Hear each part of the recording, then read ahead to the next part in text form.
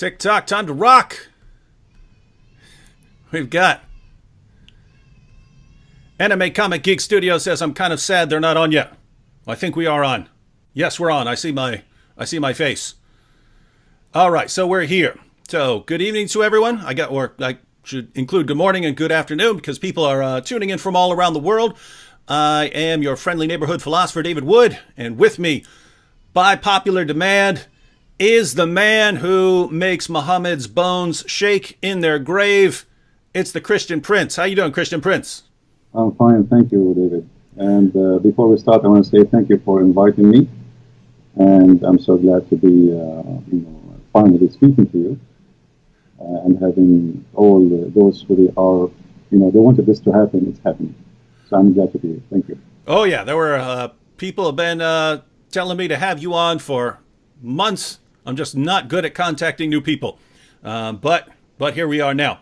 All right, so we're going to be taking some questions and comments from everyone in the chat here once we get going. But there may be people here who aren't familiar with you, aren't familiar with your work.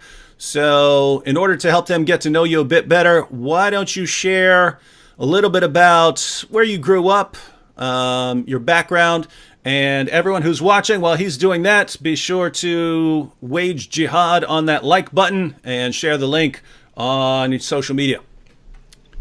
I am an Arab. I speak Arabic. Arabic is my first language. And I studied Islam. I have a degree in the Islamic law.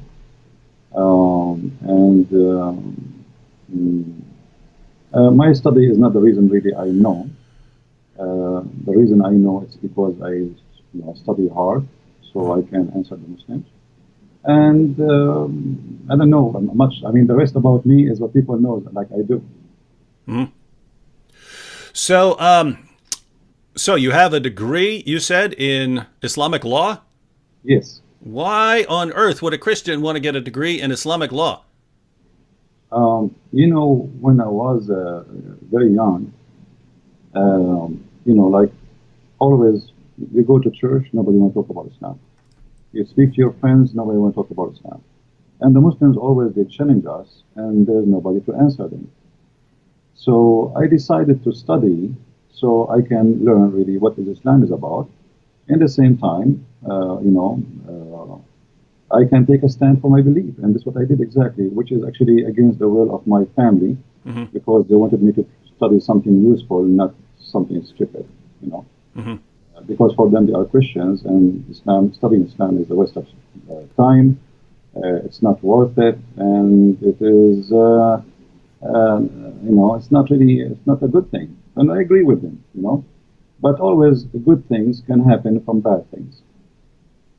Mm-hmm. All right. Well, I wanted to ask you a couple questions about your approach. The kind of two issues here. I hear from Christians.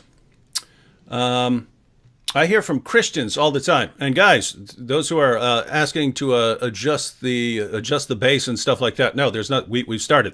I can adjust the volume. That's about all we can do here. So just got to live with it. Any changes have to make at a different time.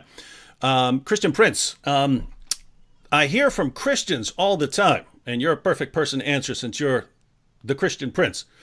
I hear from Christians who say that when you're interacting with Muslims, you shouldn't criticize Muhammad or the Quran. This is just going to drive Muslims away. They're not going to listen to anything you say. And so you just focus on sharing the gospel with them, just present Jesus. Don't criticize their position or they're never going to listen to you. That's obviously not your approach. So what do you think of that? Me, I am a Middle Eastern, so I understand the nature of the Middle East. And the nature of people there is totally different from what people think. And maybe what you are saying can be, valid for those who they are American, who they are born in America. Arab, Middle Eastern Muslims, if you are too much nice, they think you are weak. They play the game of intimidation. It's not really about the way you approach them You see, even the Quran says that Allah, He made us to be humiliated.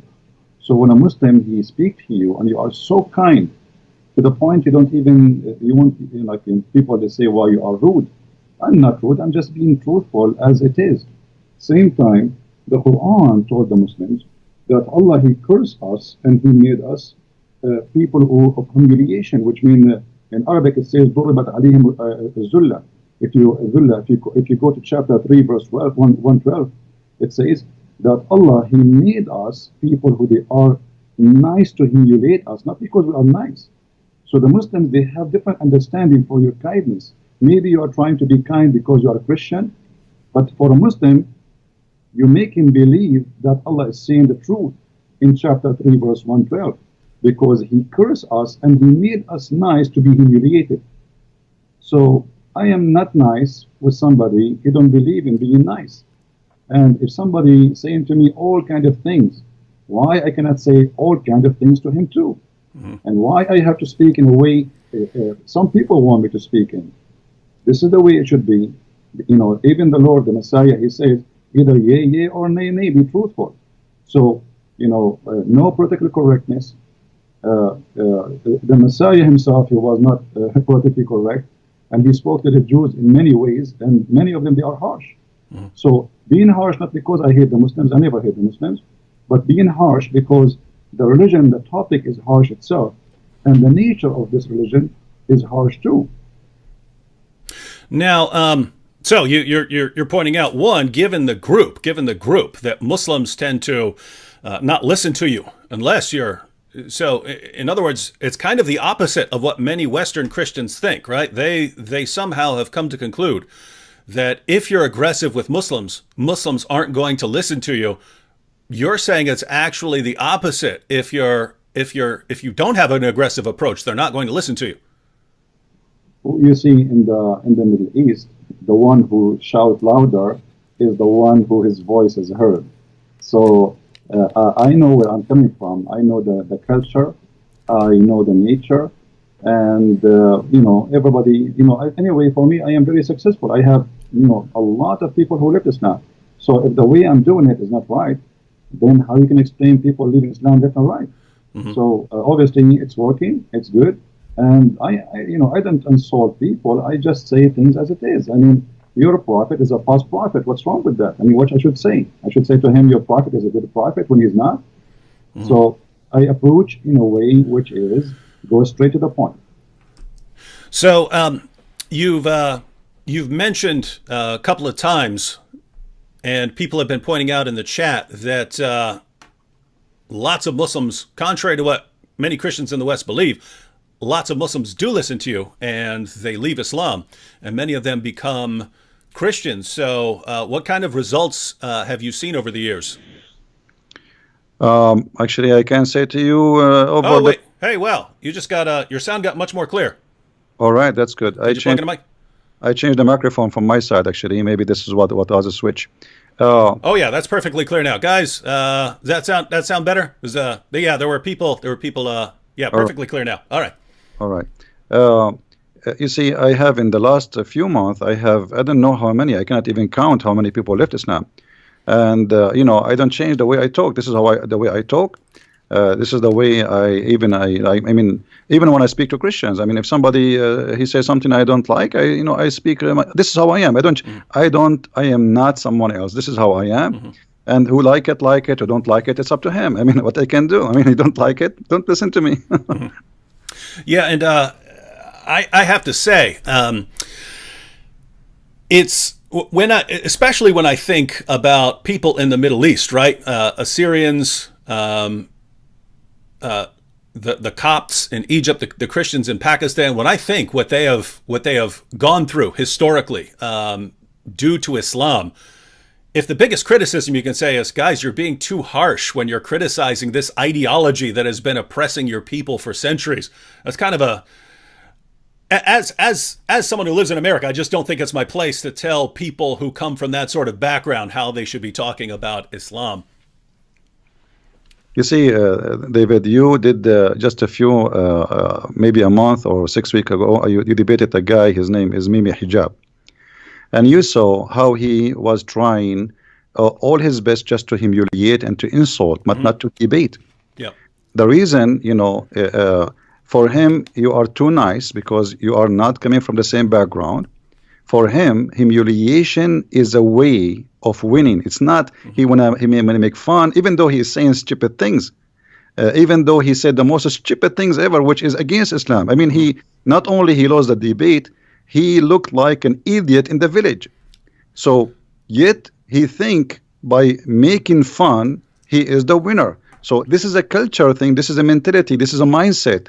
If you don't understand them, you will not even able to go through their mind. They grow this way, and they think if you are kind, that's mean you are weak, and if you are very gentle and you are not rude, that's mean you don't you are afraid. This is how they see it. For me, I am from there. I know how to speak to them. Actually, this is why they don't want to get close to me. Yeah. Yeah, and it's interesting. For that debate, they made me agree ahead of time that I would be very nice and not be insulting at all, and be very friendly the entire time. And so it seems they understand as well that if you can get the Christian debater to be nice the entire time, and the Muslim to be insulting, yes, there are Westerners who will watch that and think, oh, this why is this guy being so insulting? But lots of Muslims, boy, they love it. Now, we're going to take some questions here in a minute. I had two questions just on the Arabic, since you're a native Arabic speaker. Not anything specific, but basically here's the idea. The main argument that the Quran gives for its divine inspiration is what I call the argument the argument from literary excellence, meaning that it's just so amazingly written that it has to come from God. But I read the Quran a lot, and I just think it's the most horrible book that I've ever read. I would literally rather read a phone book than read the Quran. I do read the Quran because, I have to interact with Muslims. But if I were just picking something that I want to read, I would actually pick a phone book before I would read the Quran. It's organized horribly. It jumps around from topic to topic. You can't make sense of anything it's saying. I mean, at least a phone book is organized. And all these calls for violence and so on. But I'm told by Muslims that this is only because I'm reading it in English. If I were to read it in Arabic, then I would see that it's clearly miraculous, the greatest book, so great that human beings couldn't have written it. So when you read the Quran in Arabic, how do you resist the power of the Quran to compel you to believe that it is the Word of God? The answer is from the Quran. If you go to chapter 8, verse number 31, the Arab, they were making fun of the Quran, saying this is the fairy tales of the elders. And if we wish, we can make even better than this. Everybody can go and read it. This is a book full of mistakes in Arabic, in a grammar, in a spelling, in a pronunciation. And, they fabricate tons of story. Here we go. We are the Arab Christian. Why we are not amazed? I mean, if Muhammad, he was able to make people to convert to Islam by just hearing the Quran, so why did they not convert? Why Muhammad, he went in war? Here we go. They are Arab in his time, and they were making fun of the Quran. So if you go in the Quran, you will find the word fairy tale mentioned 9 times. The Arab, they say to Muhammad, this is fairy tale and this is stupid. And then Muhammad, he says, well, it's stupid. Can you make something like it? And this is a stupid challenge. I mean, I'm just saying to you, this is stupid. You say to me, can you make some stupid like mine? So Muhammad, he did not succeed in the Arabic. The Arabic is a stupid language, the way he used it, and he was the Arabic in the Quran is a crook Arabic, is not correct Arabic. And if you want to talk about a book of wisdom, I don't know if you can open chapter 24, verse number 61, and read to the audience, and they will be astonished about how stupid this book is. I mean, this is a God who speak, and he teach, and he squeeze his head, and he send an angel with a message from thousands and millions of miles away. Remember where Allah, God knows where Allah is. And now he come to us to say to us, you can eat alone, and you can eat in your home, and you can eat with your sister, and you can eat in the house of your mother. Anybody can read the verse, chapter 24, verse number 61. Want me to go ahead and read it for everyone? Go ahead. All right. So this is the greatest book ever written that can only be written by God, everyone. There is no blame on the blind man, nor is there blame on the lame, nor is there blame on the sick, nor on yourselves, that you eat from your houses, or your father's houses, or your mother's houses, or your brother's houses, or your sister's houses, or your paternal uncle's houses, or your paternal aunt's houses, or your maternal uncle's houses, or your maternal aunt's houses, or what you possess the keys of, or your friends' houses. It is no sin in you that you eat together or separately. So when you enter houses, greet your people with a salutation from Allah, blessed and goodly. Thus does Allah make clear to you the communications that you may understand. And I think everyone in the chat is ready to recite the Shahada if they haven't already, because that is so masterfully written. I mean, that's it. I mean, it's no sin on you, no sin. I mean, imagine he's saying no sin if you eat alone or if you eat with somebody else. I mean, this is madness, it's stupid. So he sent an angel of God, and he written in a book of wisdom to teach us to say, if you are blind, you can eat at home. Where the blind used to eat where before? I mean, in the time of Muhammad, there's no restaurants. Where do you want to eat? You are blind, you cannot walk, or you are sick. And even if you are not any of those, still you can eat at home. I mean, look at the news. So Muhammad, he came to us with something beyond intelligence. It's like super. And then he says to us, you can eat in the house of your mother. Finally, I'm going to call my mother and tell her, hey, mom, I can eat in your house. She will say to me, idiot, you are eating in my house all your life. So what is this about? This is silly. This is stupid. So you said you brought up a couple points there, but basically what I hear from Muslims is, you know, if you just read the Quran in Arabic, you'll find out that it is the word of Allah, and true Arabic speakers will recognize that. You're pointing out that even according to the Quran, people of Muhammad's time, all of whom were Arabic speakers, they thought the Quran was a big joke. Well, all of them, and actually Muhammad, he don't even have a book. You see, if you go and read the book of the Quran, okay, you know, if you go to the Bible, you know, you want to search where God, how he created things, you go to the book of Genesis. Mm-hmm. Where in the Quran we can find how God created the whole earth and heaven. It's all over. It's like somebody, he put a bunch of papers in the front of a fan, big fan, and he turned it on. And then we collect them together and we make a book. So nothing there make sense. And then, you know, if you go in the Quran, you will find things because of this madness. The Quran says that today, as an example, in chapter 3, verse number 7, today I completed your religion for you, accepted Islam for you. And then why? You know, because you know,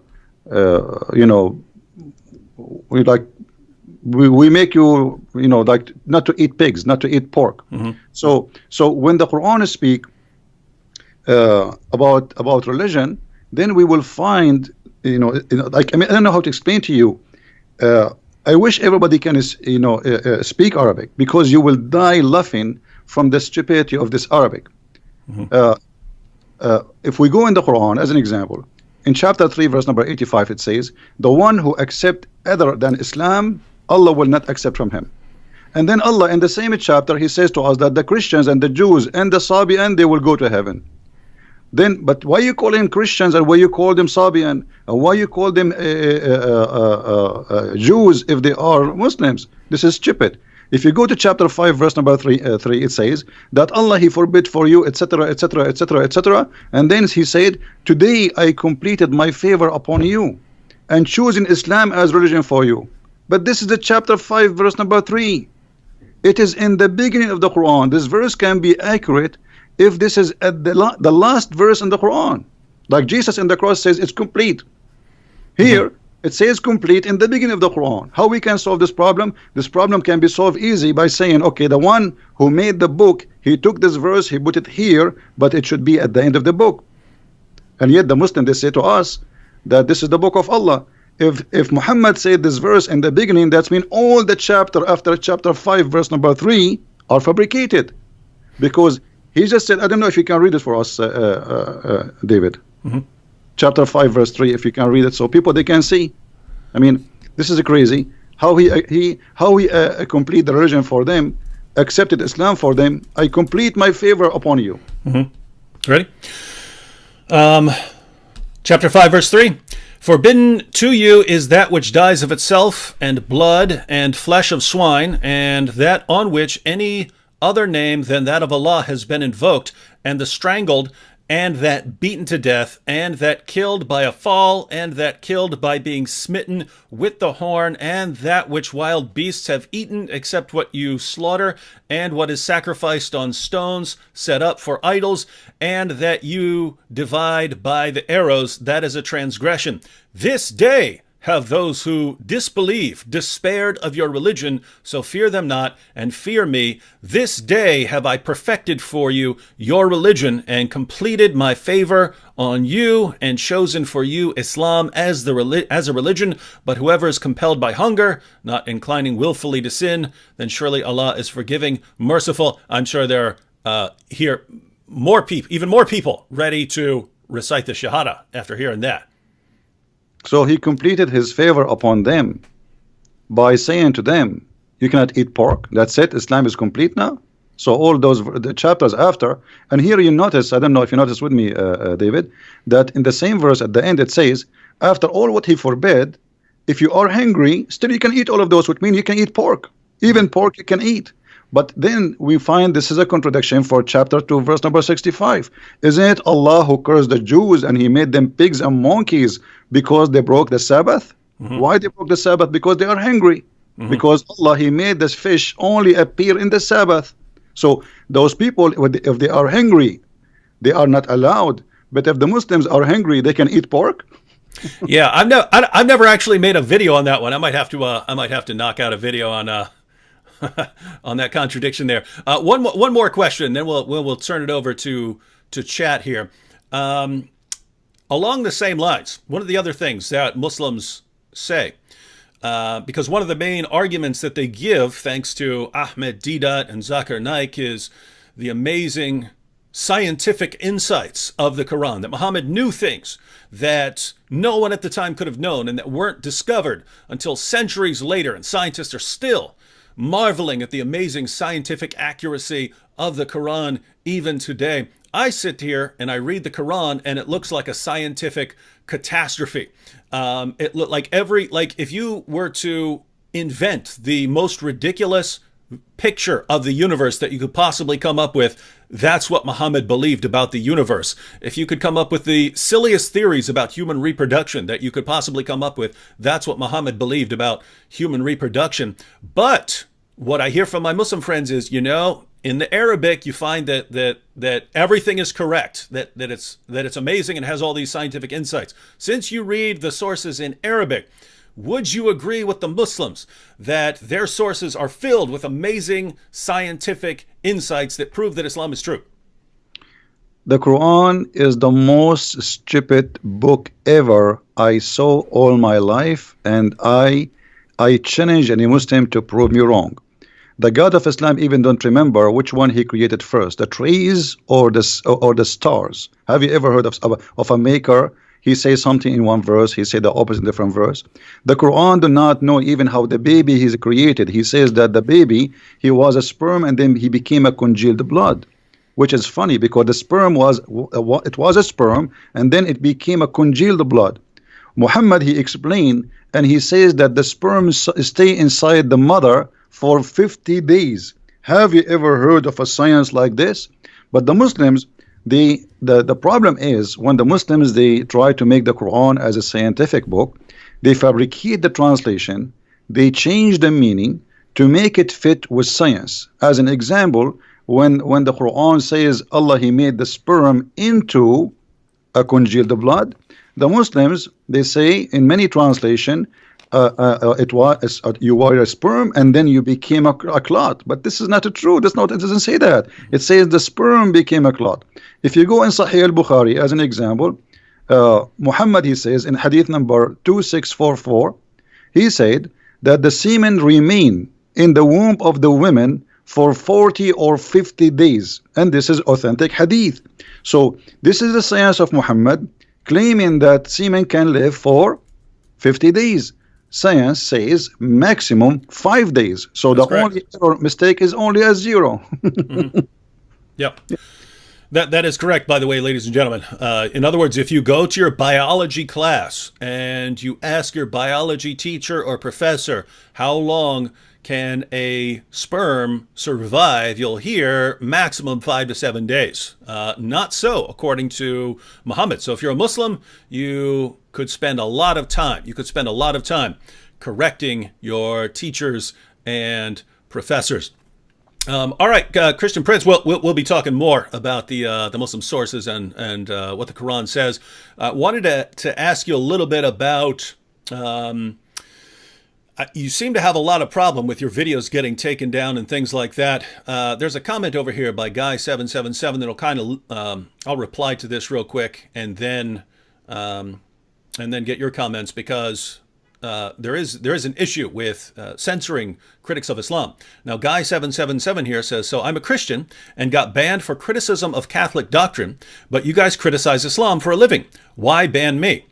Well, no one's stopping you from talking about Catholic doctrine, Guy777. No one's stopping you from talking about Protestants, Orthodox, Catholics, anything. When we have a topic and we're going to be addressing something, if we're going to be discussing the interaction between Islam and Christianity, there always seems to be a small group of people who want to divert the discussion in the chat to something else, right? So flat earthers will show up and we'll start arguing, hey, everything is about flat earth. People will start bringing up political issues, and we're discussing a topic, right? We're discussing issues. And there are people who try to divert them. No one's stopping you from talking about those things, but go somewhere where they're discussing those things. If we're sitting here talking about, whether Muhammad's a prophet, and you're over in the comments section trying to prove that the earth is flat or something like that, no one's stopping you from doing that, but do it somewhere where that's actually the topic. So what you're asking is, why would you be banned for trying to divert the discussion over to what you want to talk about? I hope when you hear it like that, you can understand the answer, right? If everyone's over in the chat trying to divert the discussion to some other topics, then no one's actually paying attention. And what's the point of even having the discussion if no one's paying attention because they're talking about other things? So if you are diverting to any topic, and it doesn't matter what it is, it doesn't matter what you're trying to divert it to, then you're going to have to be blocked from this discussion for that. Keep in mind, guys, there's a difference between stopping your free speech and blocking you from a discussion that you're interrupting, right? In the United States, we have protected free speech. That doesn't mean you get to come into my room and scream in my ear all you want. You can't say, oh, I'm screaming in your ear in your house because it's freedom of speech. No, that's a separate issue, right? No one's going to stop you from stating your positions in certain places, in public, on the streets, in public parks, things like that. So no one's stopping you from saying your positions on YouTube, Facebook, out in the parks, wherever you want. This area, it's like our house, and we're inviting people to the house to have a discussion and thing, and you're coming in and trying to divert the discussion to what you want to talk about. No, you can't do it. So that's a different issue. Try again, but don't do that again, or I'm going to block you again.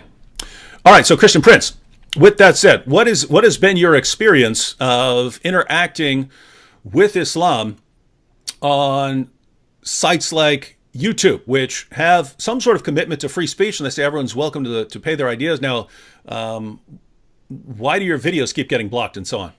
Yeah. Before I go there, I want to answer this guy. He asked about the Catholic.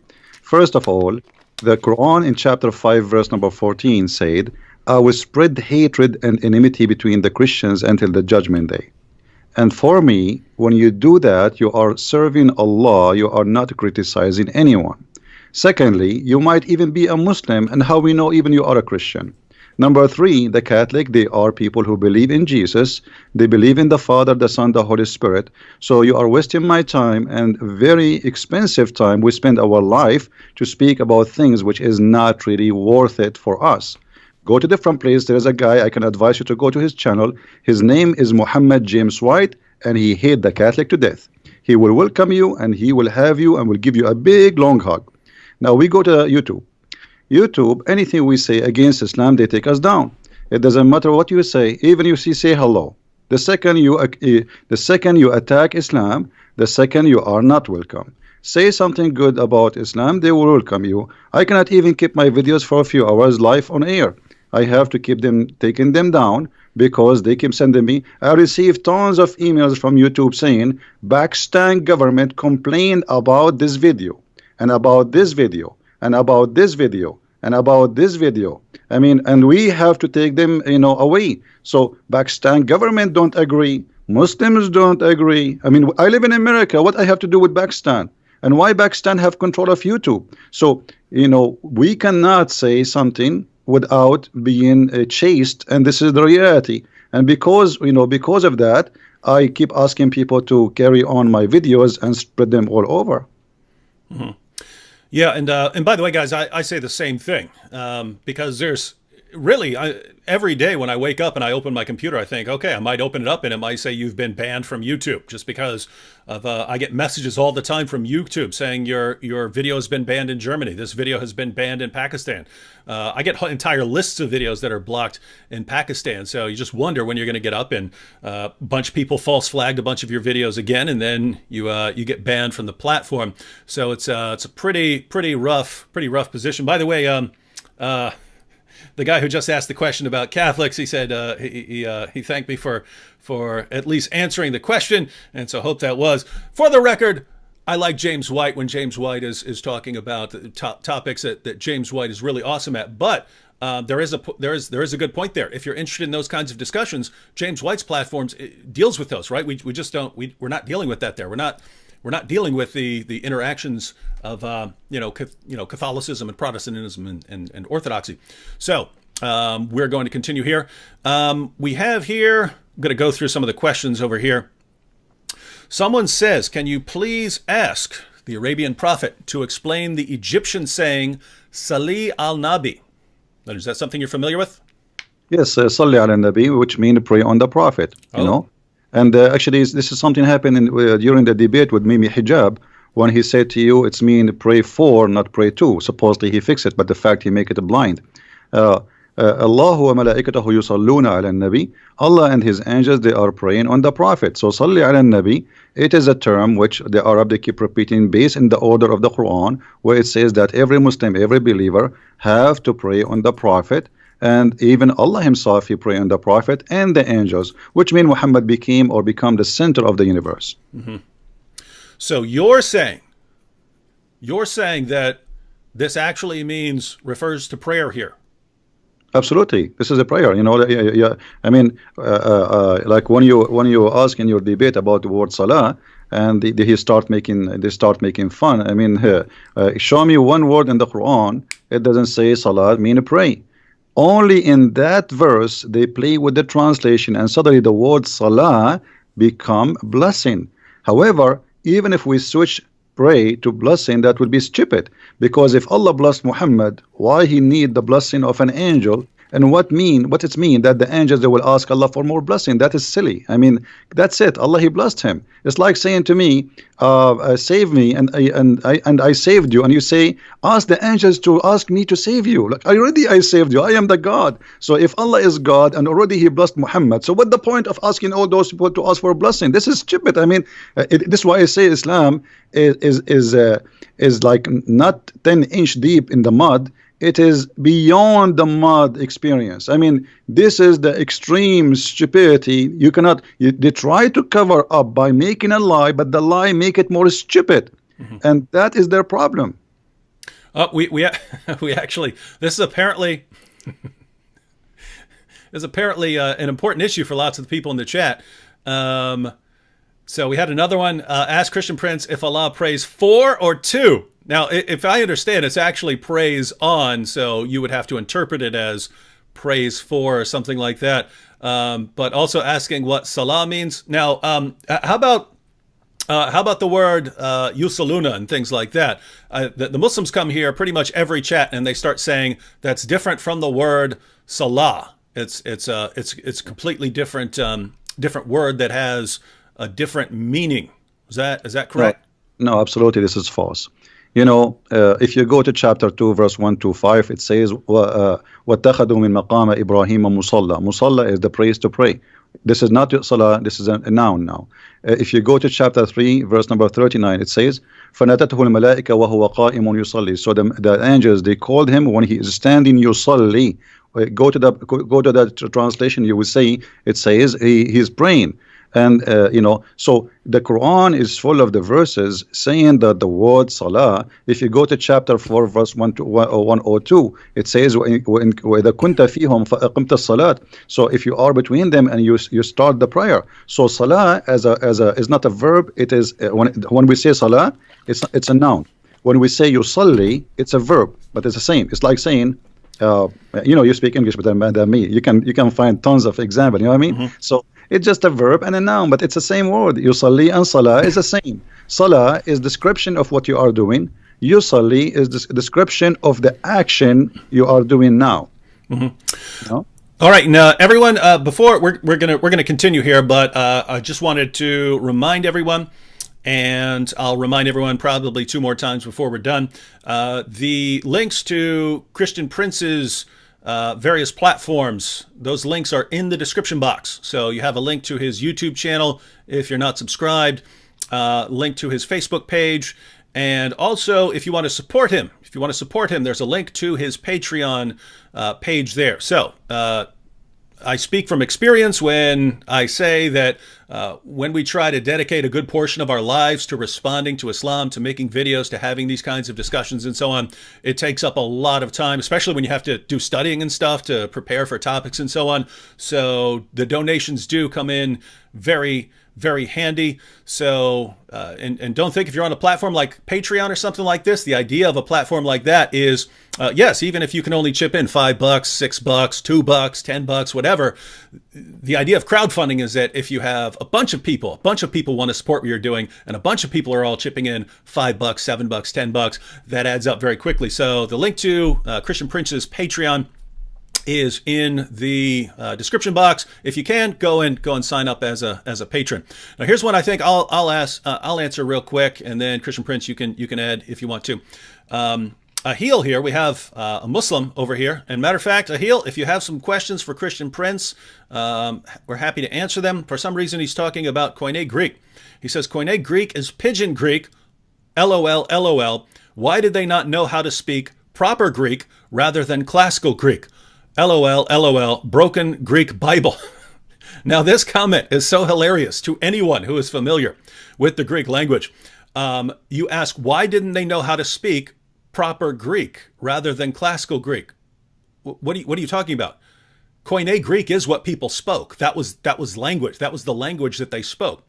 The classical Greek writers, they wrote in classical Greek, but if you're talking about the first century and the language that people spoke wherever you went, the language that had been spread thanks to Alexander the Great, Hellenizing much of the known world at that time, they spoke Koine Greek. So if you're writing your book, if you're writing the Bible, and you're writing it, what are you going to write in? Are you going to write in classical Greek, or are you going to write in what everyone speaks? That's Koine Greek. It's just a simpler form of Greek.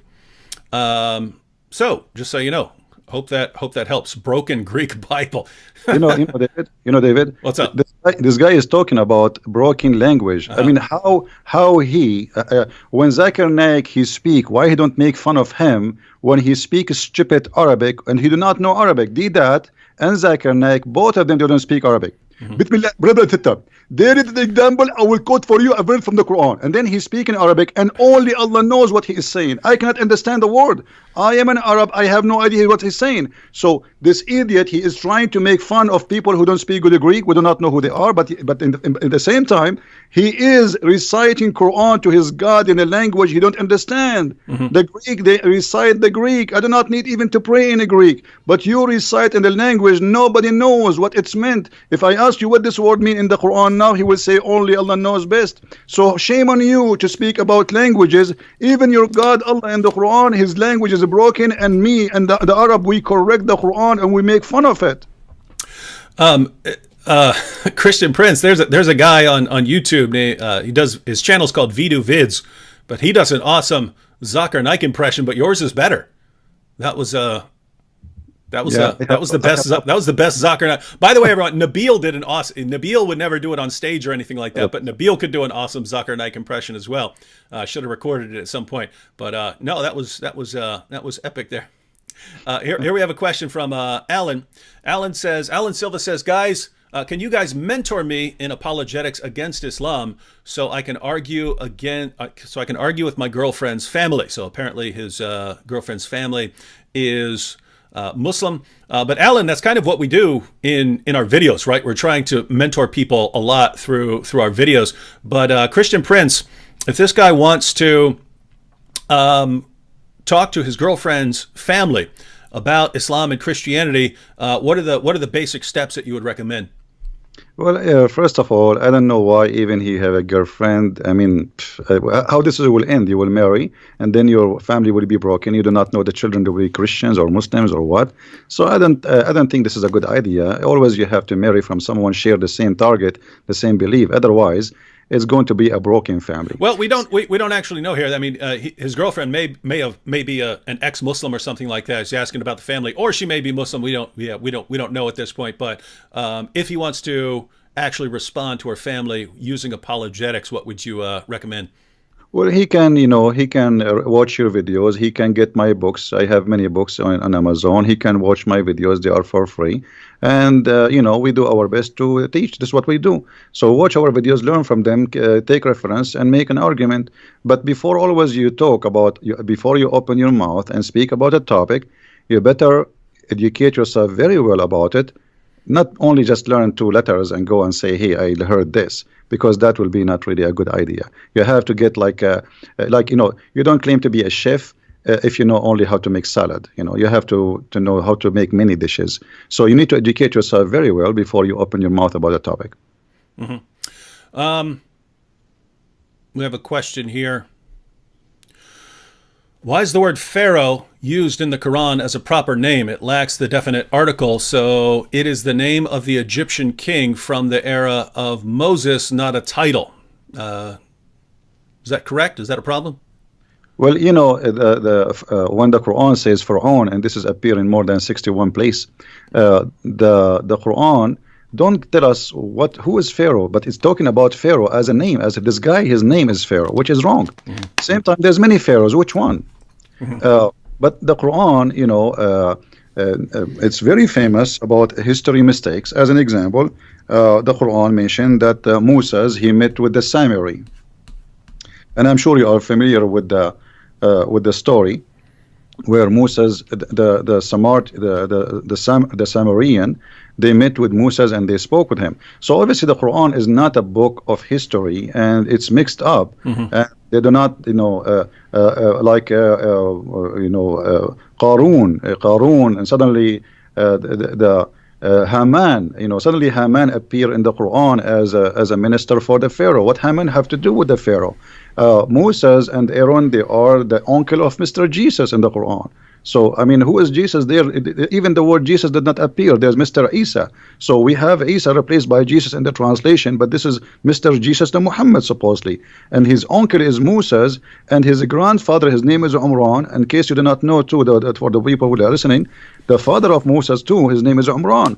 So the Quran is mixed up. There's nothing to do with history we can rely on, and this is why we laugh always about the history of the Quran. Even Muhammad, he could not even David,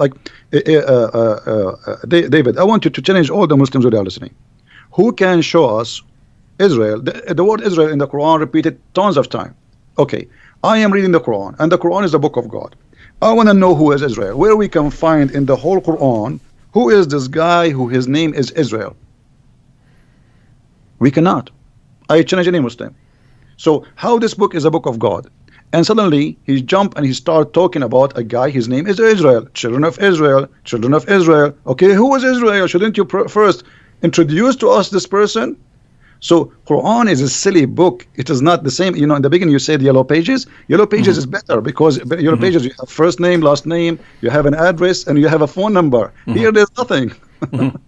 I wanted to ask you about that name, Isa, because I've read a few theories about where that name came from. Some people have said that maybe it came to Arabic through multiple other languages before it got there, and so that's the one that they were using. I've seen maybe it was a special usage because in the Quran Allah wanted to combine it as a parallel with Musa, so Musa and Isa. I've seen that perhaps the Jews were referring to Jesus as Isa, using the name Esau because they regarded that as an insult. So when the Jews of Arabia referred to Jesus, they would say Esau, and Muhammad just didn't know, so he picked up the term. Do you have any theories on why it's saying Isa rather than Yasu? You see, the Muslims themselves did not know really how the name came to existence, because we as an Arab and all the Arabian Christian history, we never heard of a person whose name is Isa. We call him in Arabic Yeshua. In the Hebrew is Yeshua. So we say in Arabic Yeshua al-Masih. You will not find a single Arabic Christian he used the word Isa. This is only a word created and came through Muhammad. It is possible that maybe the Jews, they were insulting, as you said, but really there is no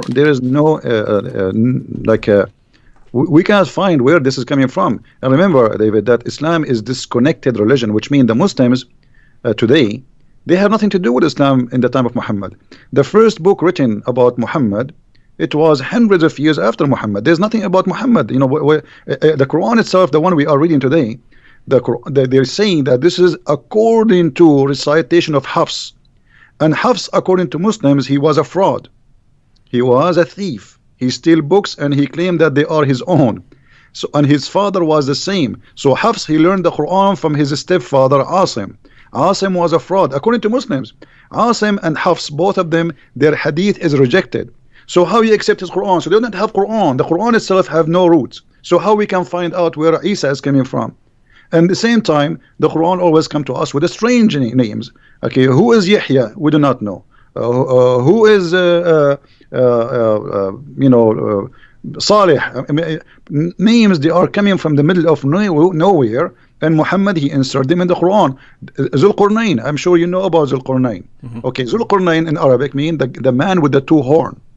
Okay, have you ever heard of a guy, his name is the man with the two horns? Why, he's a cow? I mean, give us a name. What's his name? You don't tell me what he's wearing in his head. Have you ever heard, like now, you are wearing a headset, David, I will say the guy with the headset. And then a guy who come after 10,000 years, he will know, he will recognize David Wood because he was wearing a headset. This is stupid. So when you say the man with the two horns, shouldn't you tell us first what his name, where he was, which country, what language he speak?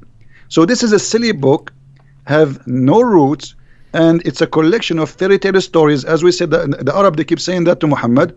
And Muhammad, he is just trying to make himself a prophet. And okay, they asked him, the Jews, they came to him, they said, okay, tell us about Zulqarnain.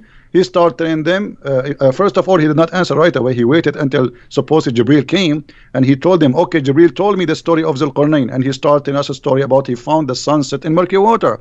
So Islam is the Quran is not even a good for 6 years old low IQ child. He will laugh at it. And the things you're bringing up about, you know, the Quran not explaining who this person is, or not explaining who that person is, those are actually a pretty big problem for Islam, because Allah claims that this is the book that's explained in detail. It's fully explained. He's given us a book that's fully explained. And if you don't know from some other source or from your own historical knowledge what these things are talking about, you're going to be really confused, because it's not fully explained. It's not explained in detail. It's just, yeah. So anyway, rough book. All right, we have a question here, and this has come up previously. Sister Sunshine says, ask Christian Prince about the necrophilia question. So this has come up before, that we do have a story about Muhammad crawling down into a grave in a situation. I've never, if I'm being generous, then I would think that Muhammad just went and slept beside this woman. You're reading the sources, so tell us what this is about. You know, the story is saying that Muhammad, when this is about the woman, her name is Fatima bint Asad, and she is supposedly the mother of Ali. So when she died, Ali, he came to him and he was crying. And he was crying because simply his mother, she never believed in Muhammad. So Muhammad, he told Ali, don't worry, I'm going to do something. Muhammad, he went to the grave, and the women, she have nothing, because you know, when the Arab before Islam, they have the same tradition. They make the person, you know, naked, and then they put them in the grave. They warp them with a sheet. There's no like a coffin. It's a sheet. They put them in the grave, and then Muhammad, he took his clothes and he lay down with her in the grave. And why? According to Muhammad, the Arab who was watching, they said to him, whenever you came with something nobody did before you, why you are doing that? He says, because I want to make the pressure of the grave lighter on her. Now, the story doesn't say that Muhammad did anything wrong, but Muhammad, he took off his clothes and he lay down with a dead woman she's wearing nothing. And the excuse is to light the pressure on her grave. But this is contradiction for the Quran, because the Quran says you pray for them or you don't pray for them, Allah will not forgive them. They are kuffar. So how, if Muhammad he lay down in the grave, the pressure of the grave will be less? This is silly. So Muhammad here is either he is a mentally ill, you know, and you know, he wanna give himself like I can make even the one who go to hell suffer less even after he die, which is stupid to say, because you are just a prophet, you are not God. And the pressure of the grave, what does that mean? It's silly, stupid too. So I don't understand really why he did that, and I don't see it. It was really sexual as it was like something crazy and stupid. You know, I wasn't there to say it was sexual. I can say it is something from somebody he have a mental illness. Mm-hmm. Yeah, and it's so whether he had sex with her dead body or not, it's just weird. No matter what the situation is, it's just a weird thing. Yeah, the Arab, they said that to him right away. They said to him, "You did something nobody did before you. What is that?" You know. Mm-hmm. So he explained to them that he is you know, he is trying to make the pressure of the grave less, and this is false. Isn't it Muhammad who says that he asked Allah for forgiveness for his mother and Allah he reject? Mm-hmm. So if his mother he could not, you know, bring mercy for her, how about the mother of somebody else? Mm-hmm. Yep. All right. Hope that answers the question, Sunshine. And CIN says, I have a question. Who's speaking in Surah 1933? So that's a famous verse of Jesus. So I guess they want you to talk about 1933. That's a famous verse because Jesus talks about the day he's raised to life. So I'll go ahead and read the verse, and then Christian Prince can comment on it. So this is Jesus speaking here. He says, "And peace on me on the day I was born, and on the day I die, and on the day I am raised to life." So why would that be an interesting verse? You know, because here he says that peace on me when the day I'm born and the day I die. And you know, Muslims, they say that Jesus is still alive. Mm-hmm. So when that day of peace is going to be upon Jesus, according to Muhammad, he will come back and he will stay in earth in the judgment day for 40 days only, and then he will die. And what peace on me in the day I die mean? I mean, it doesn't make sense. I mean, death is death. If there's a peace, I mean, what does that mean? So Muhammad, he say things nobody understand, and this is why Muhammad in chapter 5 verse 101 said, "Ask no questions," because verse number 102 it says, "Why not?" Because if you do, you will leave Islam. Mm-hmm. So ask no questions. I say things nobody knows what it means. It's including me. Now, if Jesus is going to come in the judgment day, shouldn't we ask the Muslims why? Why? Mm-hmm. Why not Muhammad? Muhammad is the last prophet. Why Allah did not? Muhammad was killed by poison. Why Allah he saved Jesus from a cross? He did not save Muhammad from the poison. So all the questions, the second you ask a question about Muhammad or about Jesus in Islam, everybody go in trouble and they have no answer, and they will say to you, Allah knows best. And this mm-hmm. is the best answer they can give it to you. Allah knows best. Mm-hmm. Yeah. All right, we have a comment from a Muslim here who says the Quran talks about Christians with respect, and it does. I mean, you've got Allah saying that Christians are closest in love to the Muslims. So we've got the Quran talking about Christians with respect. Is that correct, Christian Prince? Well, the Quran insult the Christians all over, and he say we are mushrikeen, we are the worst of the creatures, we are worse than animals. Allah he hate us, chapter 5 verse 14. Chapter 5 verse 51, Allah says, take not Christians and Jews as a friends. So when a Muslim he says Quran respect the Christian, that is really funny. So why Allah he will spread hate between us, and why we are the worst of the creatures? And when he say in the Quran, like the Christian and the Jews, they can only friends to each other, and the one who is a friend to the Christian and the Jews, as in chapter 5 verse 51, to the Christian or the Jews, he is unjust and he is a bad person. He is evil doer. So when a Muslim says Quran respect us, show us where. I want to see that. And you know, the Muslim, what they do, they show you verses Muhammad he said in the beginning of his life, like in chapter 5 verse 69, Muhammad he says, Inna alladhina amanu walladhina hadu was-sabi'una wan-nasara, etc. Those who believe and those who they are Jews and Sabi and Nasara, they will go to heaven. This is in the beginning. But later Muhammad he says in chapter 5 verse number 72, the same chapter, just a few verses after, kuffar, they are kuffar, those who say Allah he is the Messiah, the son of Mary. So he called us kuffar. In chapter 5 verse number 82, this is the verse he is quoting for us. This is a verse not saying that we are good. No, you see, look, Muhammad, we mentioned like the guy who asked about you want to talk about Christian sect. Muhammad he was trying to what they call it, divide and conquer. So chapter 5 verse 82, he was saying, oh, the Christians are close to us, the Jews are the enemy. So he was trying to say to the Christians, don't worry, I'm going to kill the Jews only. And later, after he finished with the Jews, he switched to the killing the Christians. The chapter of the Tawbah actually happened after he killed all the Jews, not before.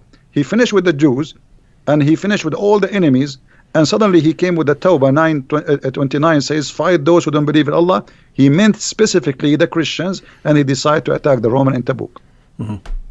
Yeah, and so everyone, when you're looking at Quran verses and you think, oh, that sounds nice, so you have to kind of try and piece those together in order. When Muhammad starts out as a prophet, it was, according to him, it's, hey, I'm Muhammad and the Muslims are with the Jews and we're with the Christians. It's all of us monotheists together against the polytheists, the idolaters. And then he moves to Medina, the Jews reject him, and then, hey guys, it's me, the Muslims, and the Christians, and we're together against the Jews and the polytheists. They're the enemies here. And then by the end, as Christian Prince pointed out, it's fight everyone. It's Islam versus everyone. So my Muslim friends, that may work with, you know, your Christian friend down the street. If you're talking to Christian Prince, you're not gonna pull off the Quran talked about Christians with respect. It's just not gonna work here. So get a better position. You know, David, Yeah. what about to say to him, I want to say to you, you are kafir. Let us see what he will do. Let us say, I'm going to say to you, you are najis. Isn't it Muhammad? He says that the Christian, the Jews, all who don't believe in Allah are najis. Najis means filthy, dirty. So if I call you najis now, is that respect? I mean, they say silly stuff. Those things can work with those who do not know. Yep. Don't try those tricks with us. You have no idea you are talking to who. Yep. Here's a good one, Christian Prince. I would join this man as well in hearing your thoughts on this. He says, Christian Prince, do you think that Muhammad received a satanic revelation and believed his message, or do you think he simply saw prophethood as a way to gain power and knowingly created a fabrication? So was Muhammad sincere, but he was deceived by evil spirits, or did he know what he was doing? We can say both, but I believe strongly if you go to Sahih Muslim, you will see Aisha in hadith number 1464. She said, Inna rabbuka yusari'u ila hawaka ya Muhammad.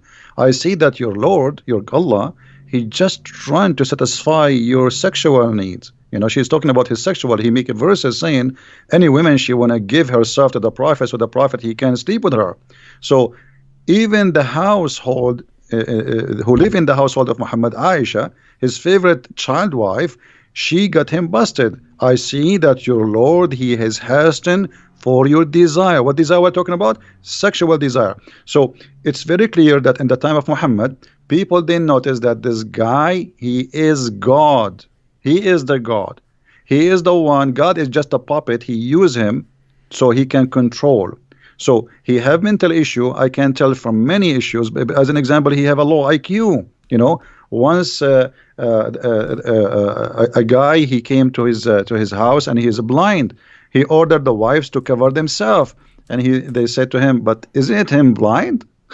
So Muhammad, he got busted. So he said to them, "Well, are you blind too? But you are asking them to cover themselves." I mean, I mean, this is saying that he have a low IQ. If you read the chapter of 18 in the Quran, there's no way anyone he have a little intelligence he will say and he will make such a chapter. The whole chapter is a joke. So Muhammad, he have a low IQ, but he can be fit for that time for those Bedouin who live in the desert. They are not educated, but he could not convince the educated Jews and Nasara in his time, and this is why they rejected him. Muhammad, he said, if I was able to convert 10 Jews only, the whole Jews will convert, which means he could not convert 10 Jews. You believe it? 10 Jews, he could not make them believe. All right, next question is from Jack Sparrow. He says, David, please ask Christian Prince, how does the Shahada sound before Muhammad? So there is a Shahada before Muhammad. So how does this sound?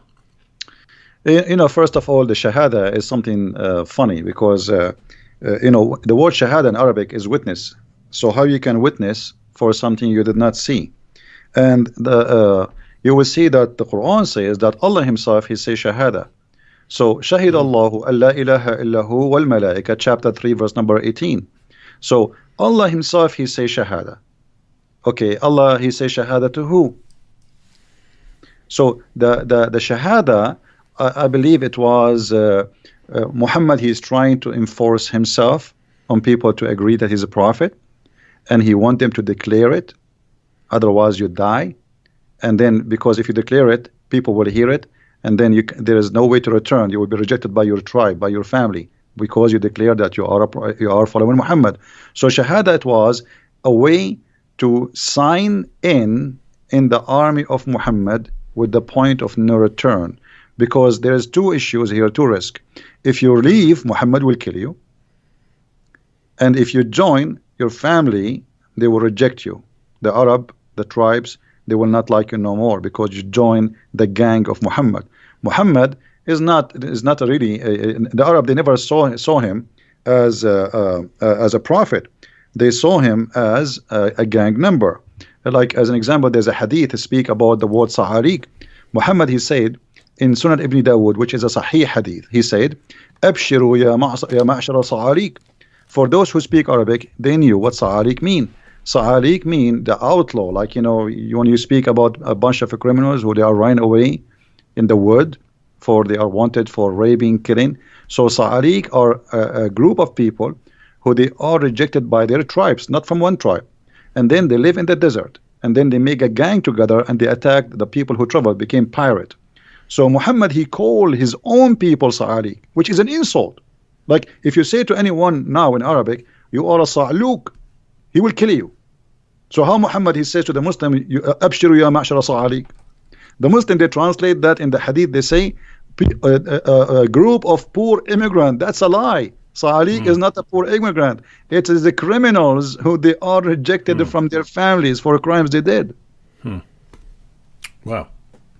Interesting. All right. Next one. This is from Bram. He says, talk about the crucifixion of Jesus in Islam, Surah 4, verse 157. So what's your take on that? There are multiple takes on this as far as, even according to Muslims over the years, whether this is saying that Jesus wasn't crucified or whether this is simply saying that he wasn't killed by the Jews, or whether it's saying that, even though he was killed, it wasn't, you weren't the ones that killed them. So what's your take on Surah? So just so everyone knows, Surah 4, verse 157, this is where we have that the Jews are boasting that they killed Christ Jesus. And the Quran says, but they killed him not, nor did they crucify him, but so it was made to appear to them. What's your take on that, Christian Prince? Well, this is a very important verse. I advise the Christians to learn carefully and listen carefully for the answer. This verse confirms something very important. Number one, that the Jews, they confirm their killing to Jesus. Number two, Allah saying that they killed Jesus, but the fake Jesus, which mean the Bible is telling us a true story. Because if I am witnessing a crucifixion of someone, Allah, He made him look exactly like Jesus. And then John and Peter and all the disciples of Jesus, they witness that we witness the death and the crucifixion of Jesus. The Quran saying Allah, He made him look like Jesus. So the Christian, the apostle of Jesus, they witness for the truth, for what they saw, which mean the Bible is saying the truth, because a true witness is the one who say what he saw, not what somebody else after 600 years will say to us. I saw this, I write this. This is honesty. So the Quran confirmed that what is written in the Christian book is absolutely correct, that they witnessed and they saw Jesus being crucified. And then Allah, He sent after 600 years someone to say, it was not Jesus, this is a child, and this is stupid. But by this, the Quran confirmed that our story is a true story. And now Muslims, you tell me how they can confirm somebody, he never witnessed Jesus, he never spoke to Jesus, he don't even know the language of Jesus, he don't even know the name of Jesus, and yet he can tell us what happened to Jesus. Why? Because he have somebody came to him and he squeezed him 3 times like a mayonnaise, and he told him that, oh, they did not kill the Messiah, it was someone looked like him. All right, I assume this comment is a joke, but on the slim chance that it's not, I'm going to go and post it. YS says, hello, I want to donate $1 million right now. Is it possible to send $1 million as a donation? Let me know so I can do it now. Well, if you're talking about to Christian Prince here, well, I don't know if you can send a donation that big, but no, there's I don't his want Patreon. $1 million. I don't want it, David. Give it to David. Okay, so if you want to, you can divide it up. You can give half. Go to Christian Prince's. Just go to Christian Prince's Patreon page. The link is in the description box. You can give him whatever you want. You can find my info if you want. Back to this comment from a Muslim. He says, "I have no problem with Christians as a Muslim." Well, my take would be that that's great that you don't have a problem with Christians as a Muslim. But my understanding is that Allah has a problem with us, and Muhammad had a problem with us. And because Allah and Muhammad had a problem with us, and the rightly guided caliphs had a problem with us, and 14 centuries worth of Muslim scholars have had a problem with us, that there's still a problem with us. So, Christian Prince, how would you respond to a Muslim who says he has no problem with us? How he say, I'm a Muslim and I have no problem with the Christians? That means you are a hypocrite.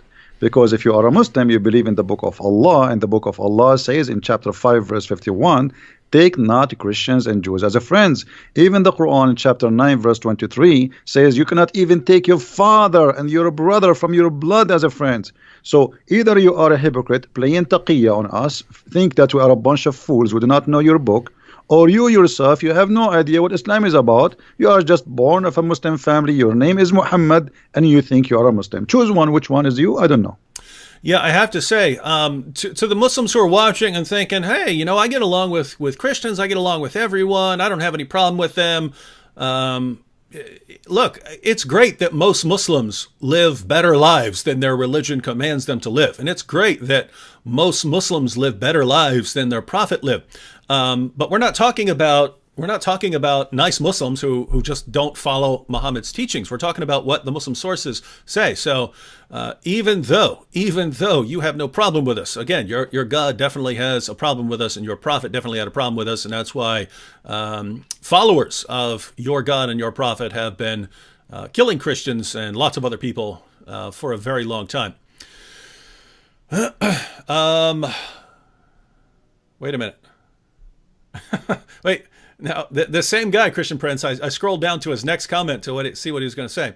But it's the same guy said he has no problem with Christians.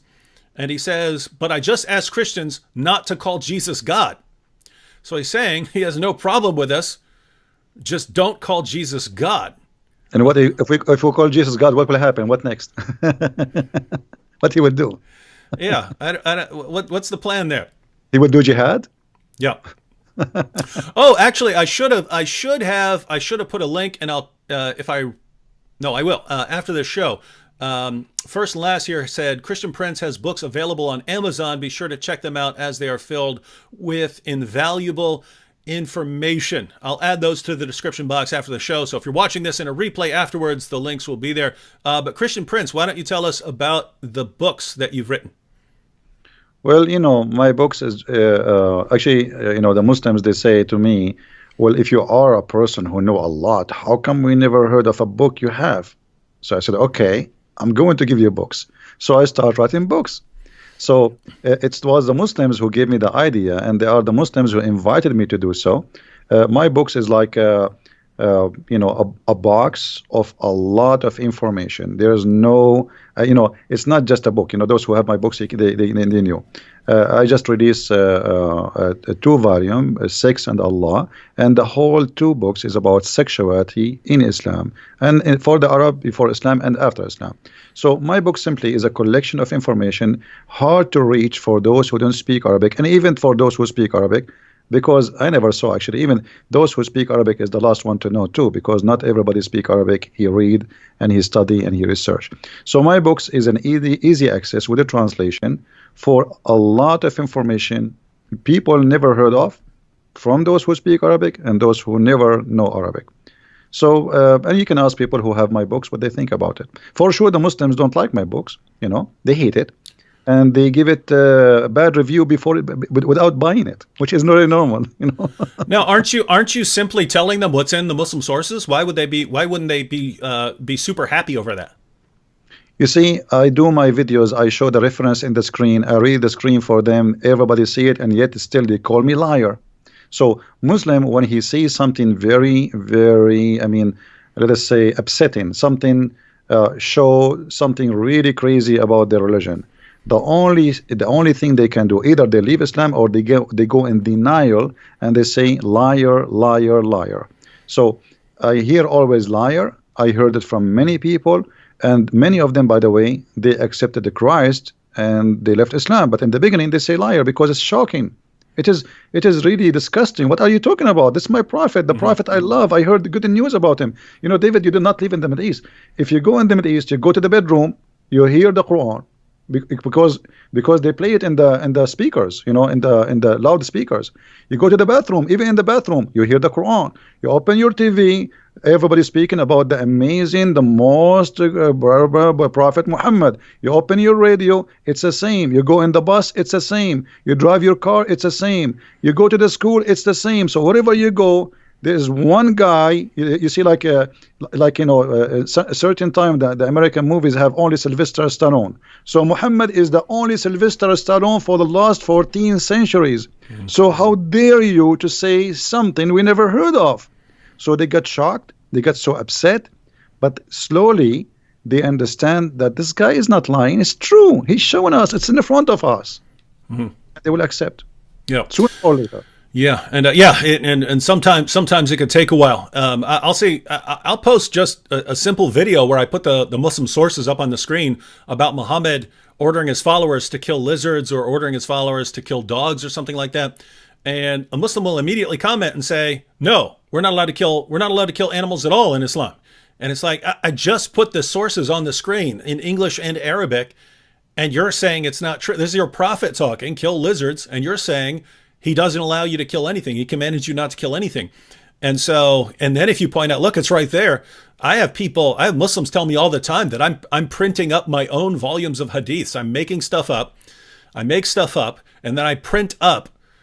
I don't know what kind of time they think I have on my hands, but I print up my own fake editions of hadiths so that I can point to them and say that this is what Muhammad said. And it's just amazing that, a Muslim will hear something from his mom when he's growing up. And then when you show him that his prophet said the exact opposite, he'll stick with what his mom said and accuse you of making it up, even though it's not hard to go on a Muslim website and look up these sources. Interesting stuff. All right. Someone asked what's the Islamic concept of an apostle? What is an Islamic apostle? If Muhammad's an apostle, is Isa, Jesus, an Islamic apostle as well? I don't know what they mean by apostle. Are you talking about like a messenger? Yeah, he's talking some Quran translations will translate it as apostle, and others will translate it as messenger. Yeah, well, there's no, like, apostle should not really appear as a translation. It should come out as either as a Nabi, which means a prophet, or a messenger. Because Muslims, they make a differentiation between a prophet and the messenger, which is very silly too. Because how you can be a messenger but not a prophet? The second you deliver a message from God, that is a prophecy from God. And God Himself is the first prophet, because the true prophet is God. He is the one who prophesies about the future, and the rest, they carry the prophecy. So Muslims, they have a very funny understanding that there's a messenger and there's a prophet, and Muhammad is both of them. He's a messenger and he is a prophet in the same time. But here, David, maybe you can ask the Muslims who they are in the crowd, can somebody give us a prophecy of the Prophet Muhammad in the Quran? Like what? What about the war between the Romans and the Persians? What do you think of that? If you go in the Hadith, I just made a video about it a few days ago. Oh yeah, oh that's cool. It says that this Hadith, this verse was revealed after they won, not before. So Muhammad he said that verse after the Roman they won the war. Secondly, if you go and study, let us go first to the Hadith. Just let me get the reference. And this is Sahih. Okay, let me give you the link. David, maybe you can read it there. Is that okay? I'll give it to you in Skype. Maybe you can open it, and you can read it better than me. So you can have the reference, or for people who can read it. It says clearly there that when the Roman they became victorious, this verse came. Oh, I got it. All right. So, yep, this is Sahih, Jami at-Tirmidhi. Abu Sa'id narrated, on the day of Badr, the Romans had a victory over the Persians. So the believers were pleased with that. Then the following was revealed. The Romans have been defeated, up to his saying, the believers will rejoice with the help of Allah. He said, so the believers were happy with the victory of the Romans over the Persians. So how this can be a prophecy? The verse came after they won the war. How this can be a prophecy? This is stupid. I mean, right? That's what it says. So they won, the Roman they won, and Muhammad, he said the Roman they were victorious. So what is the prophecy? Same time, even if this hadith does not exist, we get them busted, because Muhammad, he used in the Arabic the word bada, and the word bada is between 3 to 9, and the final victory, the Roman, they lost Jerusalem in 614, and the final victory, it was 28 and 29. So Muhammad he got busted either way, either if it is he say that before they won, or if he say that after they won. But imagine after Trump he won, I say, let me give you a prophecy. He won, and the Republican will rejoice. That's funny. He won already. He won a year ago, in the year 2016. So the hadith in front of you is very clear. Same time, there is a question, and no Muslims can answer, why the Muslims will rejoice for the Roman victory. Isn't it the Roman are kuffar? Why they will rejoice for the victory of the Roman? What they have to do with the Roman? So, and by the way, everyone, Christian Prince, as far as I know, this is the main prophecy that Muslims go to. So you're saying that they're the main one they go to when we ask them about a prophecy here, it fails completely. Absolutely, it's stupid in either way, because the years. If you see this hadith here, if we say it's not exist, but they cannot say it's not exist. It's sahih, as you see. So the Roman, they were victorious, and then the following verse was revealed. It's very clear. So it's revealed after they've been victorious, not before.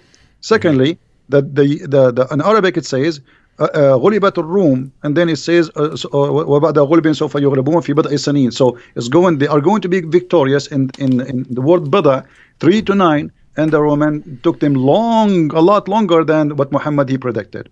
So either we go that Muhammad he was predicting before, and that will make him look as a false prophet, or we say, as the hadith here, which is sahih supposedly, saying that the verse revealed after the Roman were victorious, and that will destroy all the claim anyway. And it's kind of, Even if we granted everything that Muslims claim about this, if we ignore the hadith you mentioned and so on, and we ignore the time frame, that the time frame was not met, even if we ignore all of that and we say, okay, Muhammad predicted this side would win a victory in the future, and they did.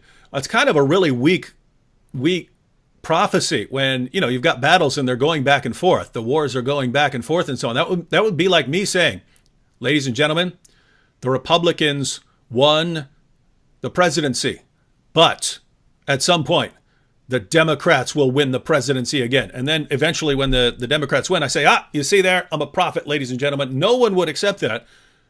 And yet this is the one they go to, along with all the other problems. Yeah, this is a war happening for 300 years, and they win and they lose and they win, they lose. This is silly. Same time, you know, Muhammad, he claimed that the Roman, they will be the major population of the people of the earth. So, okay, well, Muhammad, he made a prophecy about the Roman, and let us see what it is. When Muhammad, he says, and this is in Sahih Muslim, that the Roman, when the judgment did come, they will be the major population of mankind. And this is hadith number 2898a. So, تقوم الساعة والروم أكثر الناس. The judgment day will come, and the Roman, they will be the biggest population of mankind. They are the majority. So, but the Roman are gone. Where is the Roman? Do you know where is the Roman, David? Where is the Roman now? Here we go. This is a false prophecy. If one prophecy made by a prophet who claimed to be prophet, that's it. He's a false prophet. You know. Yeah, and there are other prophecies that Muhammad made where I just can't figure out how they can possibly come true now. So, for instance, Sahih al-Bukhari 71:16 narrated Abu Huraira, Allah's messenger said, "The hour will not be established till the buttocks of the women of the tribe of Daus move while going around Dhul Khalasa." But that place was destroyed by Muslims a long time ago, so it's never going to happen. The people of the women of that tribe are not going to be marching around this place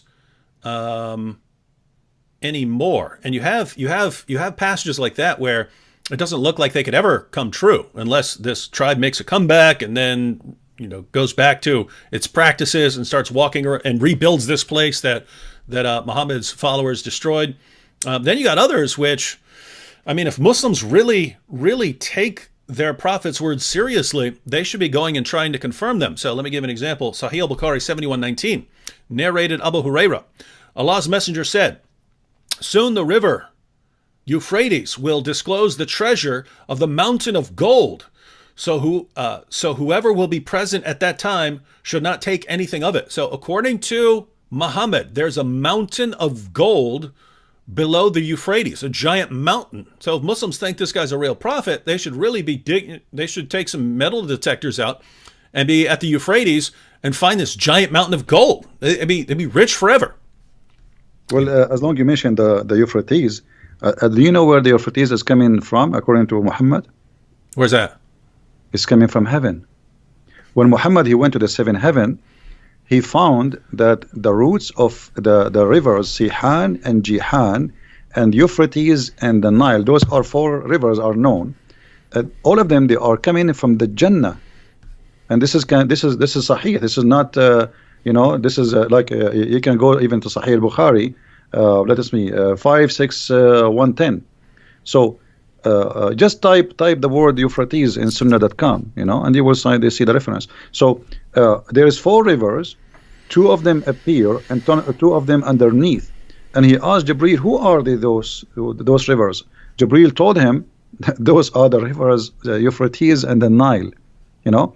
So this is a lie. I mean, this is obviously, it's a lie. So if Muhammad is a prophet, he prophesied lies. What about the Quran? When the Quran prophesy that the man have a sperm coming from the backbone, this is prophecy. It's something supposedly we do not know. And this is the Quran. They cannot say it's a weak Quran. So, you know, chapter 86, verse number 6 and 7, it says, من بين الصلب والترائب, from the backbone and the ribs of the women. Not only the ribs, the location of the necklace, the word of tara'ib, is the location where the women have, like, if a woman, she put her like if she is wearing a cross and it's kind of short, is going to around tight her neck, and that location where the cross will set is exact what we are talking about. You know what I mean? Like the touch between the ribs and your neck, you know, the hole there. This is exactly where Muhammad, he claimed that women, they have a sperm and it's coming from there, and the man have a sperm and coming from the backbone. What about the chapter of the moon where he said the judgment day is near and the moon is split? The moon did not split, it was the eclipse, and we can show the reference from the hadith. He was afraid each time he see eclipse, he think it's a doomsday, and same time he said the moon is split and judgment day is near. So moon splitting is a sign of judgment day, but that was 1400 years ago. This is a false prophecy. We can go you know, over and over. All the Quran is full of crazy stuff. One lie will make you be called a liar. So how about having hundreds of them all over the book?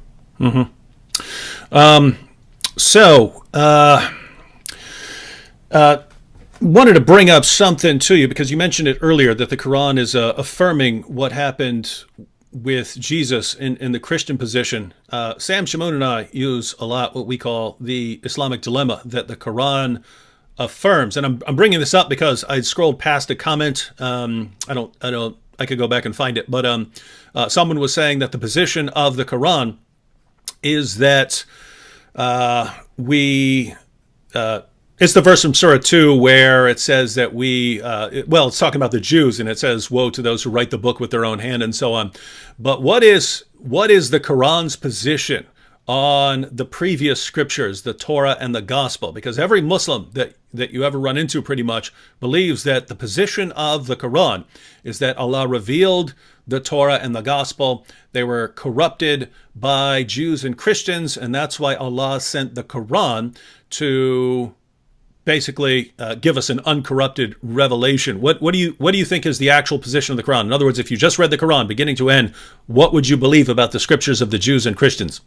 Okay, if we go in the Quran, David, how many times we hear the Quran keep saying the people of the book? A bunch. A lot, right? Okay. So let me ask you, and you know, I there is something I notice about you, that you are very really, I can say you are sharp. You know, you are smart. Can you call me an Arab? Yep. When I'm not? No.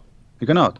So can you call me an Indian if I am not? No. So when you call me the people of the book, it's mean they have a book. So how they are called people of the book in the time of Muhammad, and we are called people of the book today, yet we don't have a book according to the Muslims. This is how silly this religion is. It's like saying to you the guy with the car, but he don't have a car. It's like saying to you the guy who have hair, but he don't have a hair. So this is how silly. Same time, the Quran full of verses speaking about the Quran confirming what is with us. And you mentioned, you know, confirming what is with them. As an example, chapter 2, verse number 89, it says, وَلَمَّا جَاءَهُمْ كِتَابٌ مِّنْ عِنْدِ اللَّهِ مُصَدِّقًا لِمَا مَعَهُمْ, approving, confirming, believing in what is with them, not before them. So, and chapter 2 verse number 91, same. Chapter 2 verse 101, it says the same.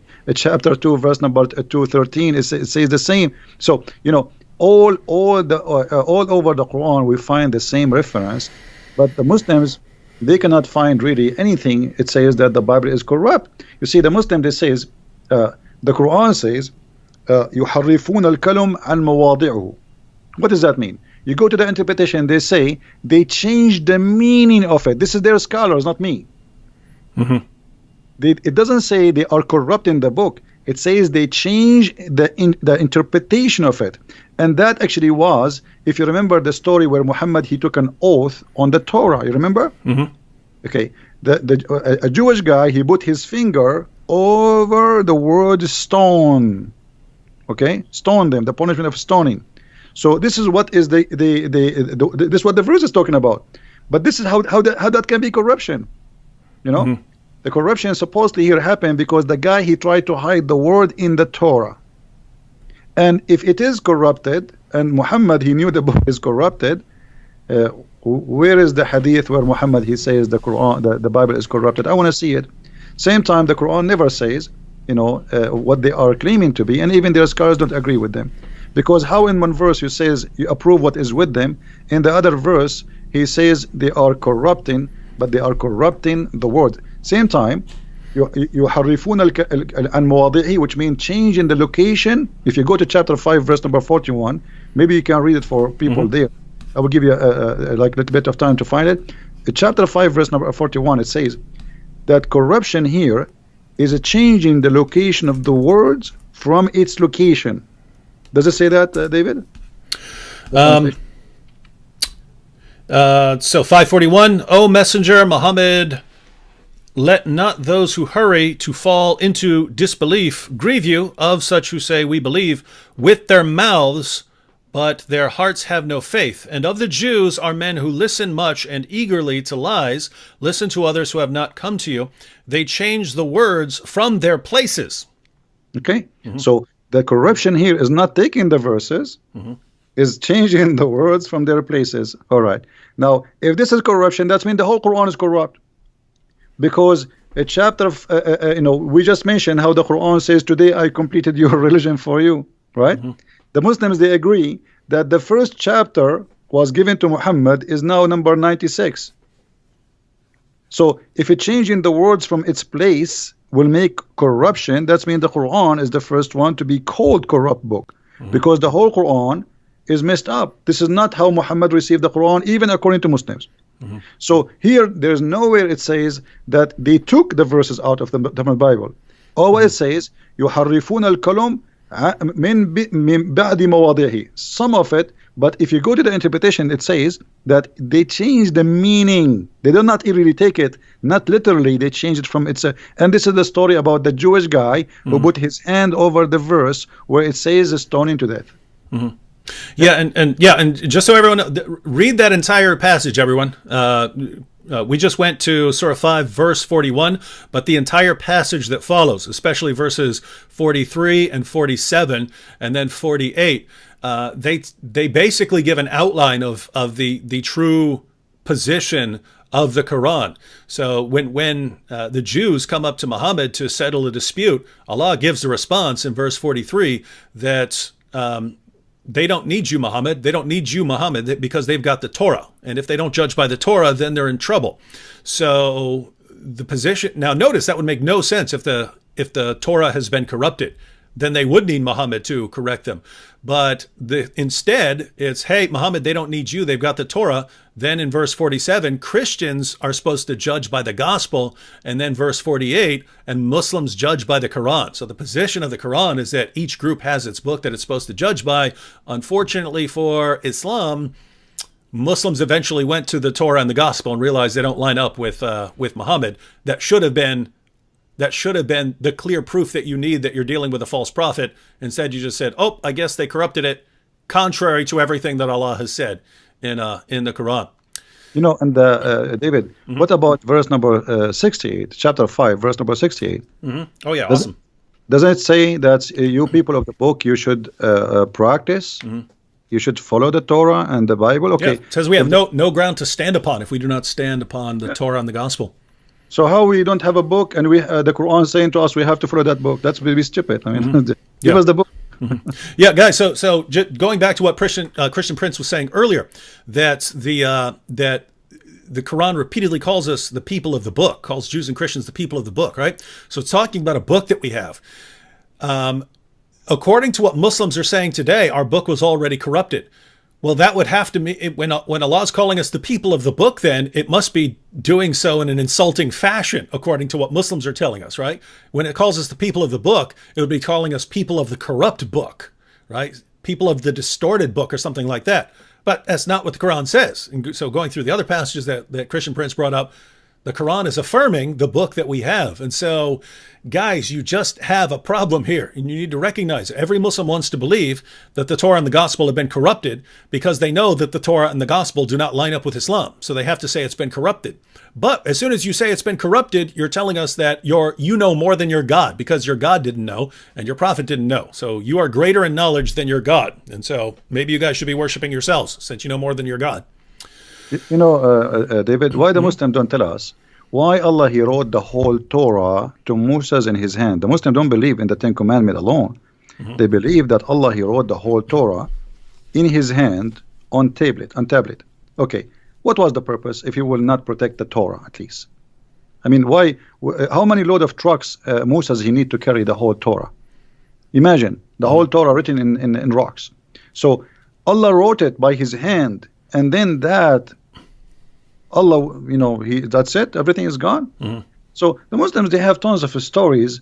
The whole story is that we cannot find Muhammad in your books, so we don't accept your book. As simple as that. If we put Muhammad there, if you add now, if you print a new Bible, fabricate a new Bible and make Muhammad there, Muslims, all of them, they will accept it. Like as an example, there is a very famous book. The Muslims, the Gospel of Barnabas. Right. Yeah. Okay. But this book is stupid. I mean, Yeah. It's a 13th to 15th century forgery that was written in Italian. I mean, it's written. Not only that, this book is saying that Muhammad himself is Jesus himself. Muhammad himself is the Messiah. So the Muslims, they speak big mouth about it, but then nobody read it. But just because the name of Muhammad is there, supposedly they like it and they promote it and they made article about it, but none of them will accept it because they are hypocrite. If you accept the book, okay, I challenge you to publish it and accept it as this is the true Bible for the Muslims. But they will not do that, because they knew it's a fabrication.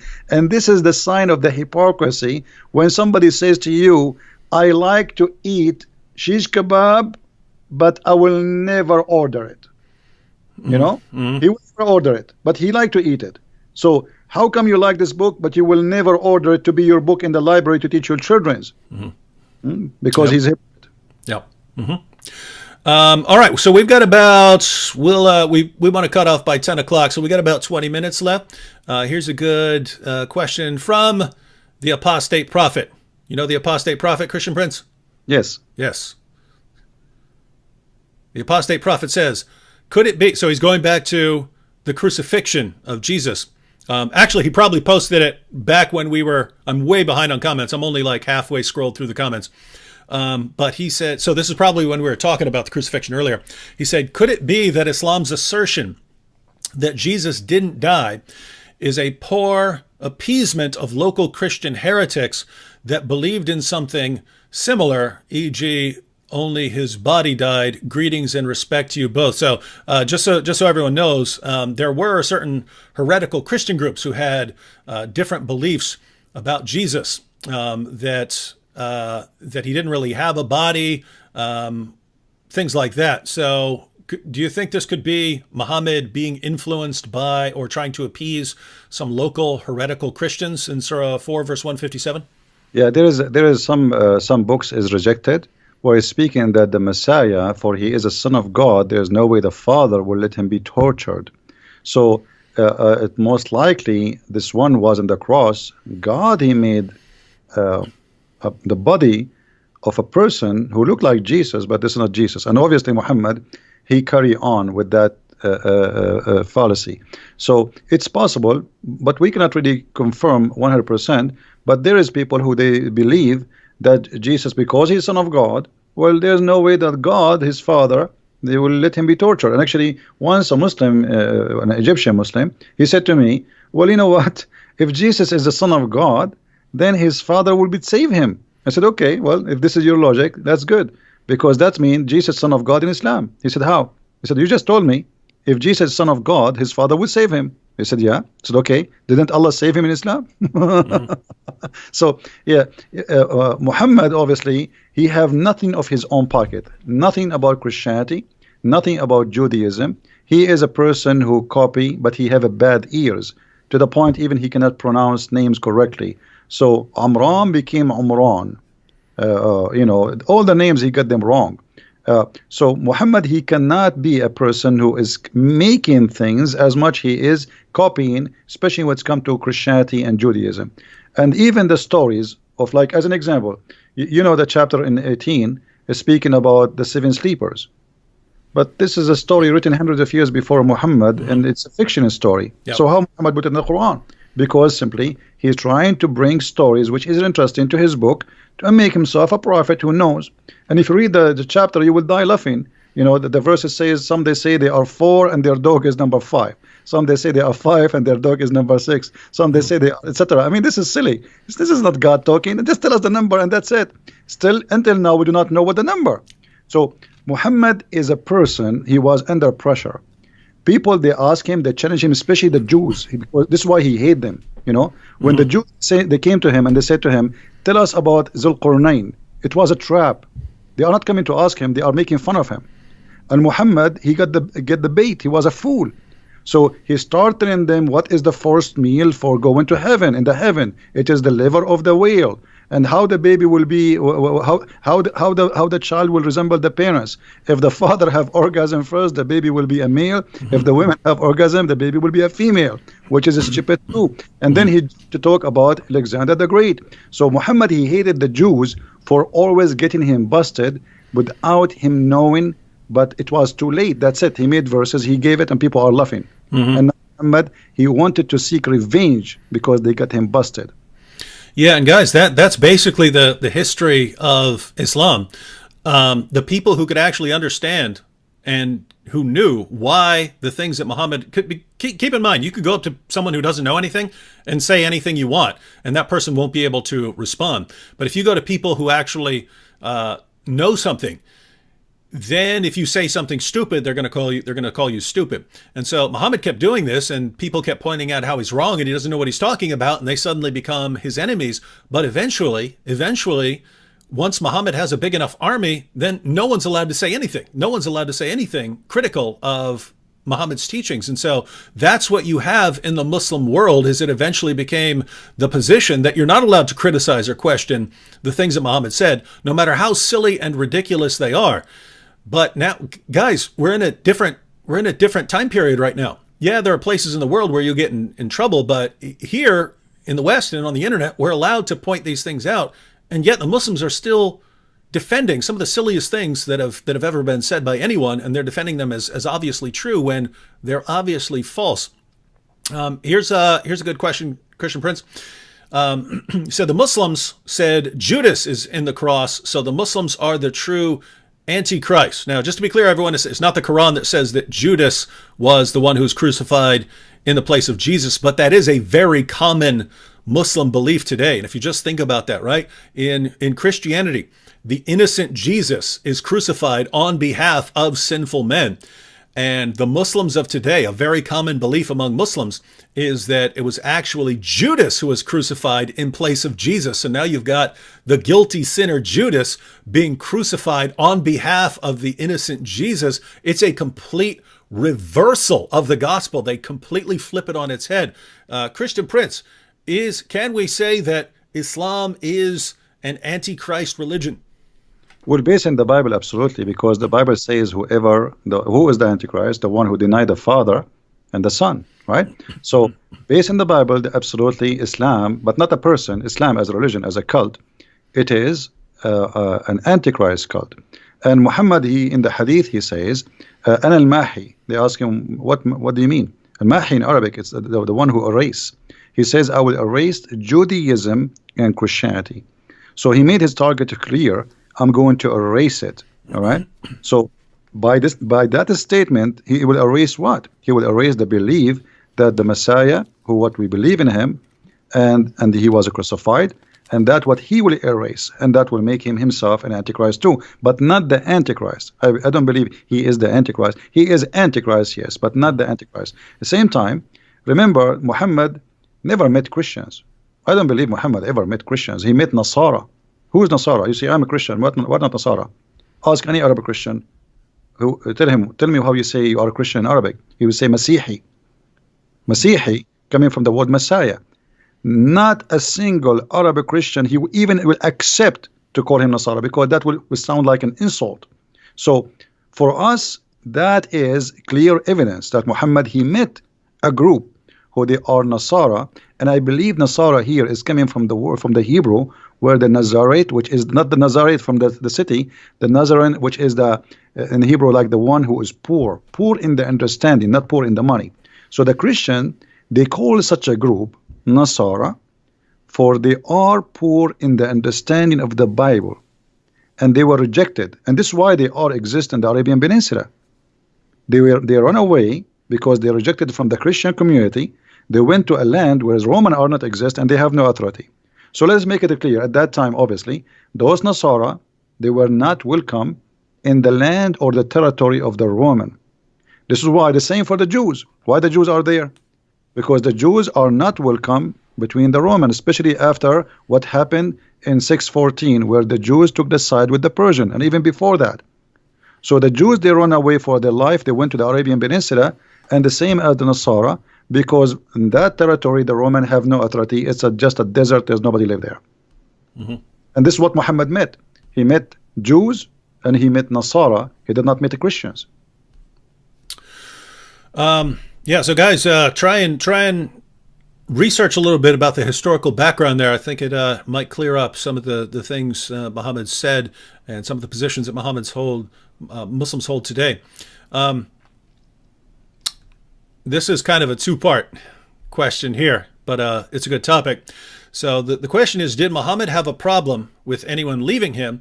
And the second part is it because his parents left him when they died? So, Christian Prince, did Muhammad have a problem with people leaving him, leaving his religion?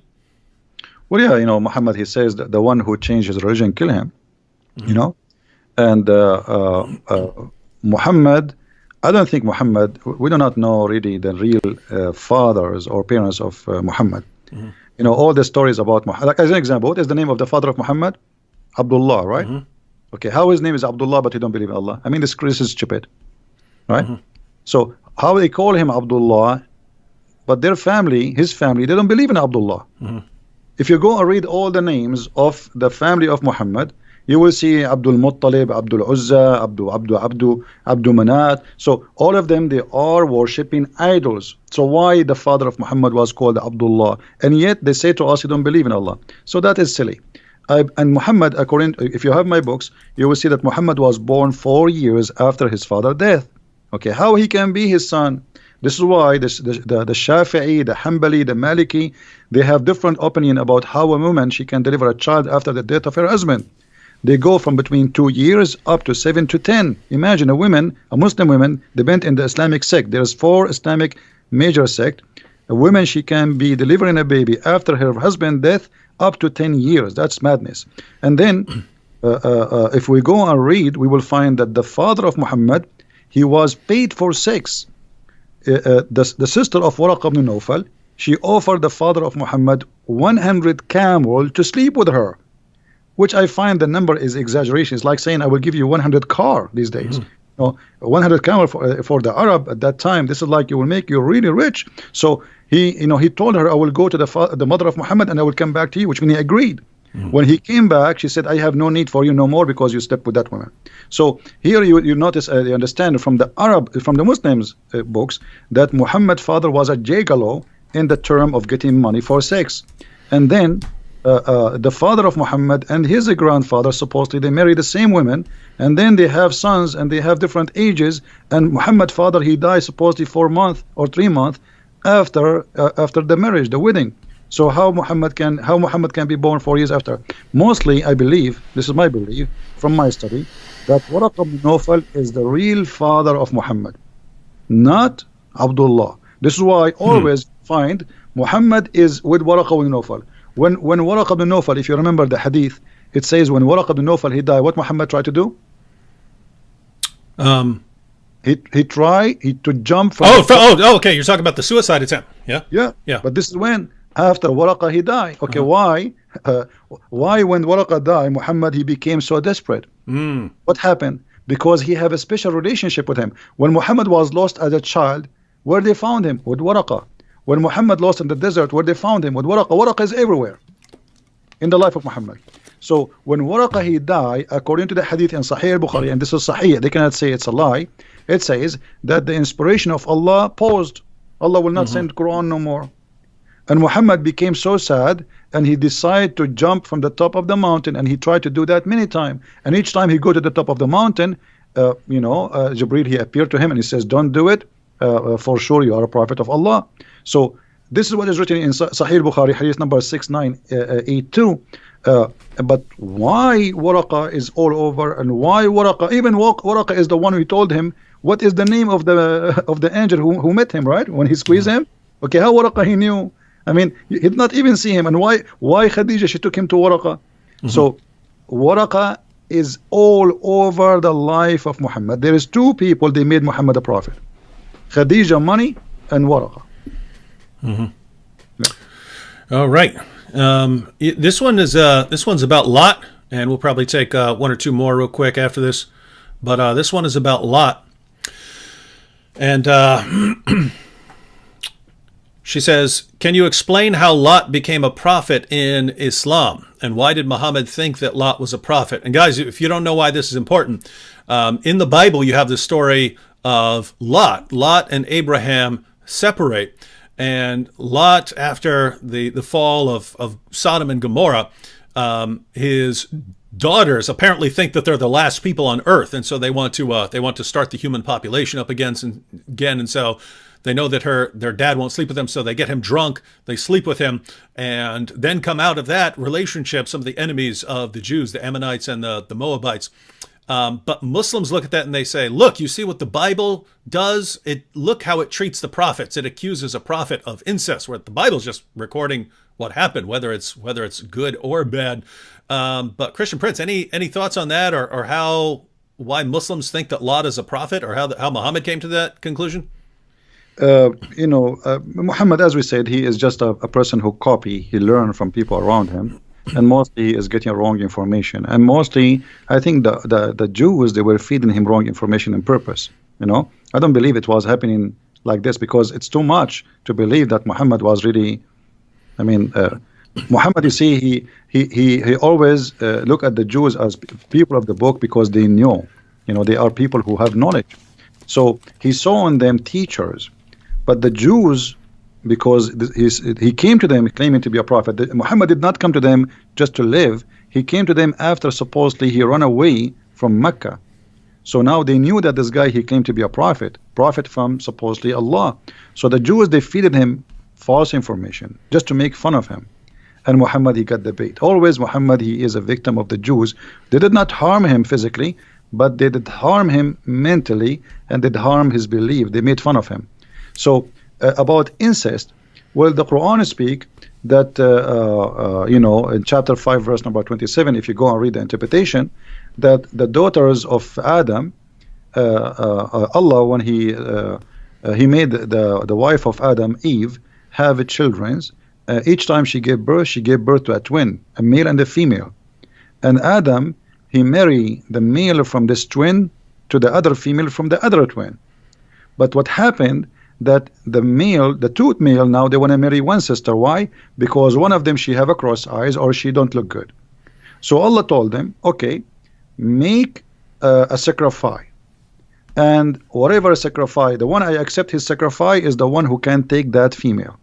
So if the Muslims are against incest, then they should not accept that verse. Now, if we go in a different verse, and this is very important, if you go in the Quran, in chapter 25, verse number 54, 52, let me remember, 54, yeah, 25, 54. It says, وَهُوَ الَّذِي خَلَقَ مِنَ الْمَاءِ بَشَرًا فَجَعَلَهُ نَسَبًا وَصِهْرًا. If you go to Al-Qurtubi, it says that a Muslim man, he can have sex with his daughter if she is a daughter from adultery. This is Islam today and before. So this is, you see, in the Bible is speaking about a story of two girls, because they don't want to be without children, and they are afraid they will disappear from the universe. No men left. They did that. The Bible did not approve what they did. The Bible report.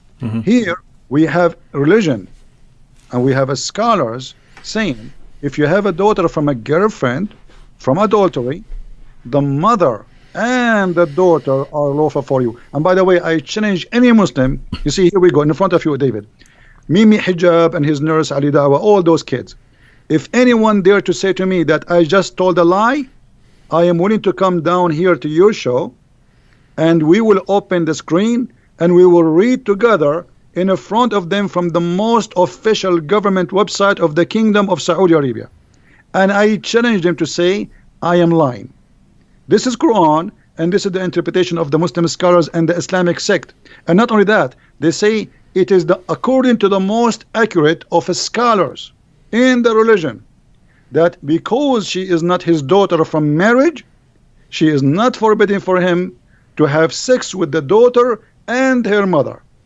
And here we go. I'm willing to take a challenge anytime. If any Muslim want to accuse me of a lie that Islam allowed you. And by the way, I didn't say, remember, David, I did not say Islam allowed you to have sex with your daughter from marriage. No. Quran says you cannot have sex with your daughter from marriage. But if she is not from marriage, you can have sex with her. All right, so you Muslims, you heard that challenge. If you want to challenge Christian Prince here, I'd be happy to moderate that discussion, and we can put the sources up on the screen here. All right, we want to close out after this one. We don't want to close out just talking about Islam because, I mean, man, when we hear about the things that Muhammad said and the things in the Quran, just want to go take a bath. So we want to conclude on a more positive note here. Christian Prince. So Tippy Bear here says, ask Christian Prince to show that Paul is a prophet in Islam. Now, for those of you who are new to all of this, Muslims like to blame the Apostle Paul for corrupting Christianity. And there's a reason for that, right? They didn't just say, oh, Paul is an especially evil dude one day or something like that. It's basically they're forced into it, right? Because they know that their book affirms that Jesus spoke the truth and that Jesus' original followers were devout Muslims. And yet they know that Christianity doesn't teach what Islam taught. Christianity teaches that Jesus is the divine Son who died on the cross for sins and rose from the dead. So they have to blame someone for corrupting Christianity. And a Muslim who doesn't know anything at all will point to like the Council of Nicaea and stuff and say, oh, that's where Christianity was corrupted. But they got a problem because we can trace all of the core Christian doctrines back to the 1st century. And so we know that these doctrines were there in the 1st century. If the doctrines were there in the 1st century, then as a Muslim, if you want to say that Christianity was corrupted, you have to say that Christianity was corrupted in the 1st century. So you have to blame someone. But you can't blame Jesus. He's a devout Muslim prophet. You can't blame his followers. They're devout Muslims. So you need someone who wasn't Jesus and wasn't one of his original followers, who was also powerful enough to somehow corrupt all of Christianity. And the only person they've been able to come up with is the Apostle Paul. And so Muslims today love to blame the Apostle Paul. And if you listen to what Muslims say, they make him sound more powerful than Allah with the way this guy comes in there and corrupts it. Because Allah in the Quran is saying things like he's going to protect Jesus' followers until the day of resurrection. So those are the kinds of things that are being said in the Quran. And yet Muslims want to say that Paul came in there and just corrupted it. And too bad for Allah, too bad for all the work that Jesus had done. He flipped it on its head. But if I understand correctly, Christian Prince, that was not the position of Muslims centuries ago. Is that correct? Well, you know, this is a challenge for the Muslims. It looked like the Muslims, Zakir Naik, Brother Titter, I told you that the one who collapsed the Bible, it is named Paul. And Paul, he is the one who fabricated the Bible. Now, okay, Zakir Naik, can you show us reference where Paul, he corrupted the Bible? They did that. Can you show us the reference where it says that Paul is the one who corrupted the Bible? So Muslims, they are copy-paste people. They don't have any knowledge. I am saying to you Muslims, look like you are a lot smarter than your prophet, because your prophet, he have no idea about Paul. He never said such a thing.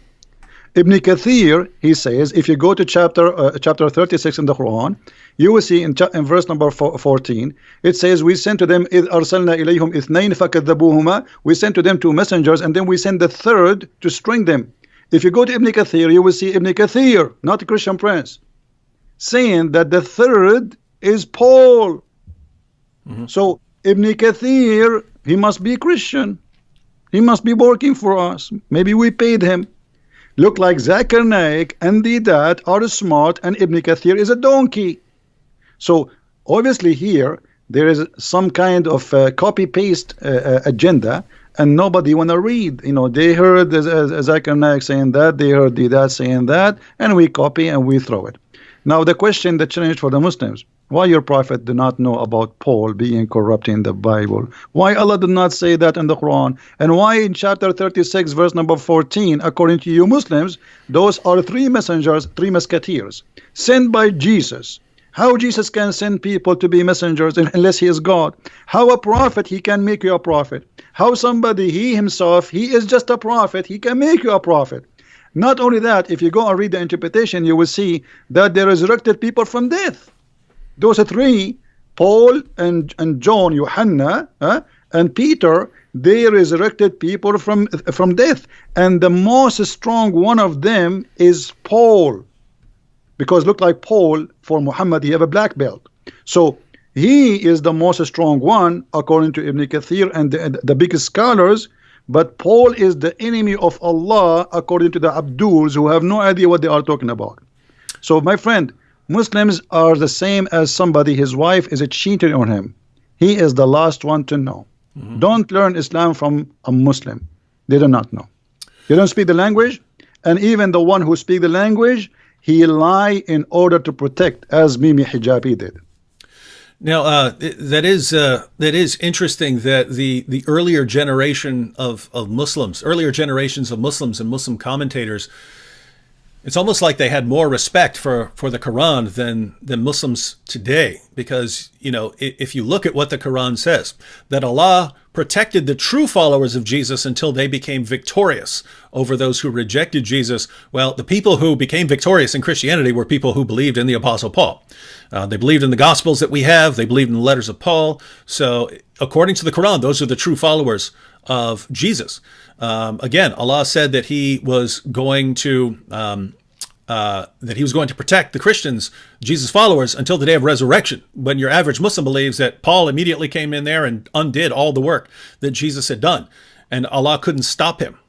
And so it's just the earlier generations of Muslims wanted to say, no, Paul was someone who was sent by Jesus. They had to believe that, because otherwise they're accusing Paul of being more powerful than Allah, and they didn't want to do that. Muslims today, nope, they want to deify Paul.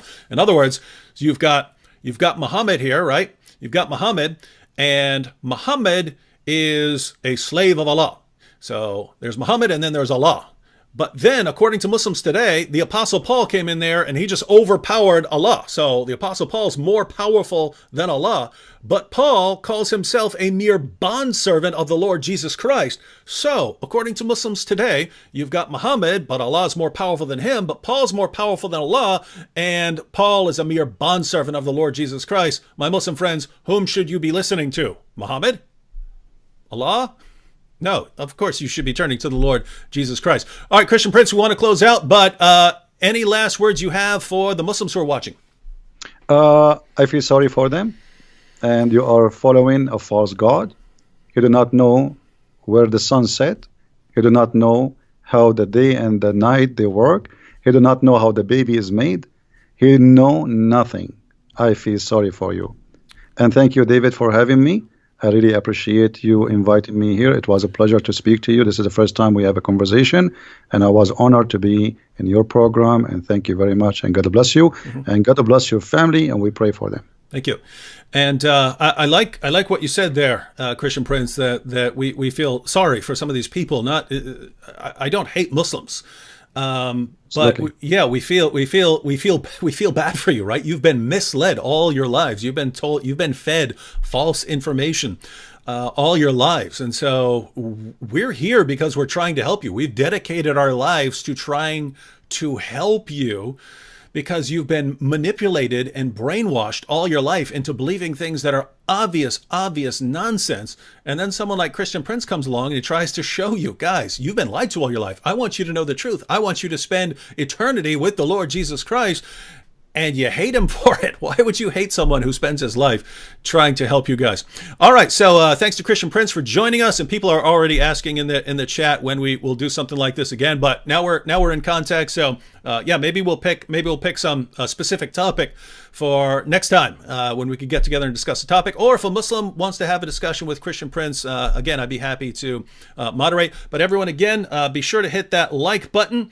And you have the links to Christian Prince's his channel, his Facebook page, and his Patreon. So again, before you leave, go ahead and click that Patreon link and support him for $5-10 a month or something like that. Some of you have awesome jobs and stuff like this, and you could support him with $100 a month or something like that. But again, as someone who knows how much work goes into really putting out lots of content on Islam and buying the resources and having good equipment, there's a lot of costs associated just with doing stuff on YouTube and Facebook and stuff like that. So if you want to see Christian Prince continue doing his work and doing more in the future, be sure to support him. Other than that, I'll see you all again next time. Be sure to subscribe to our channels if you're not subscribed, and God bless everyone.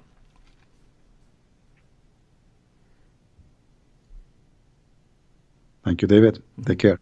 Good night. Oh,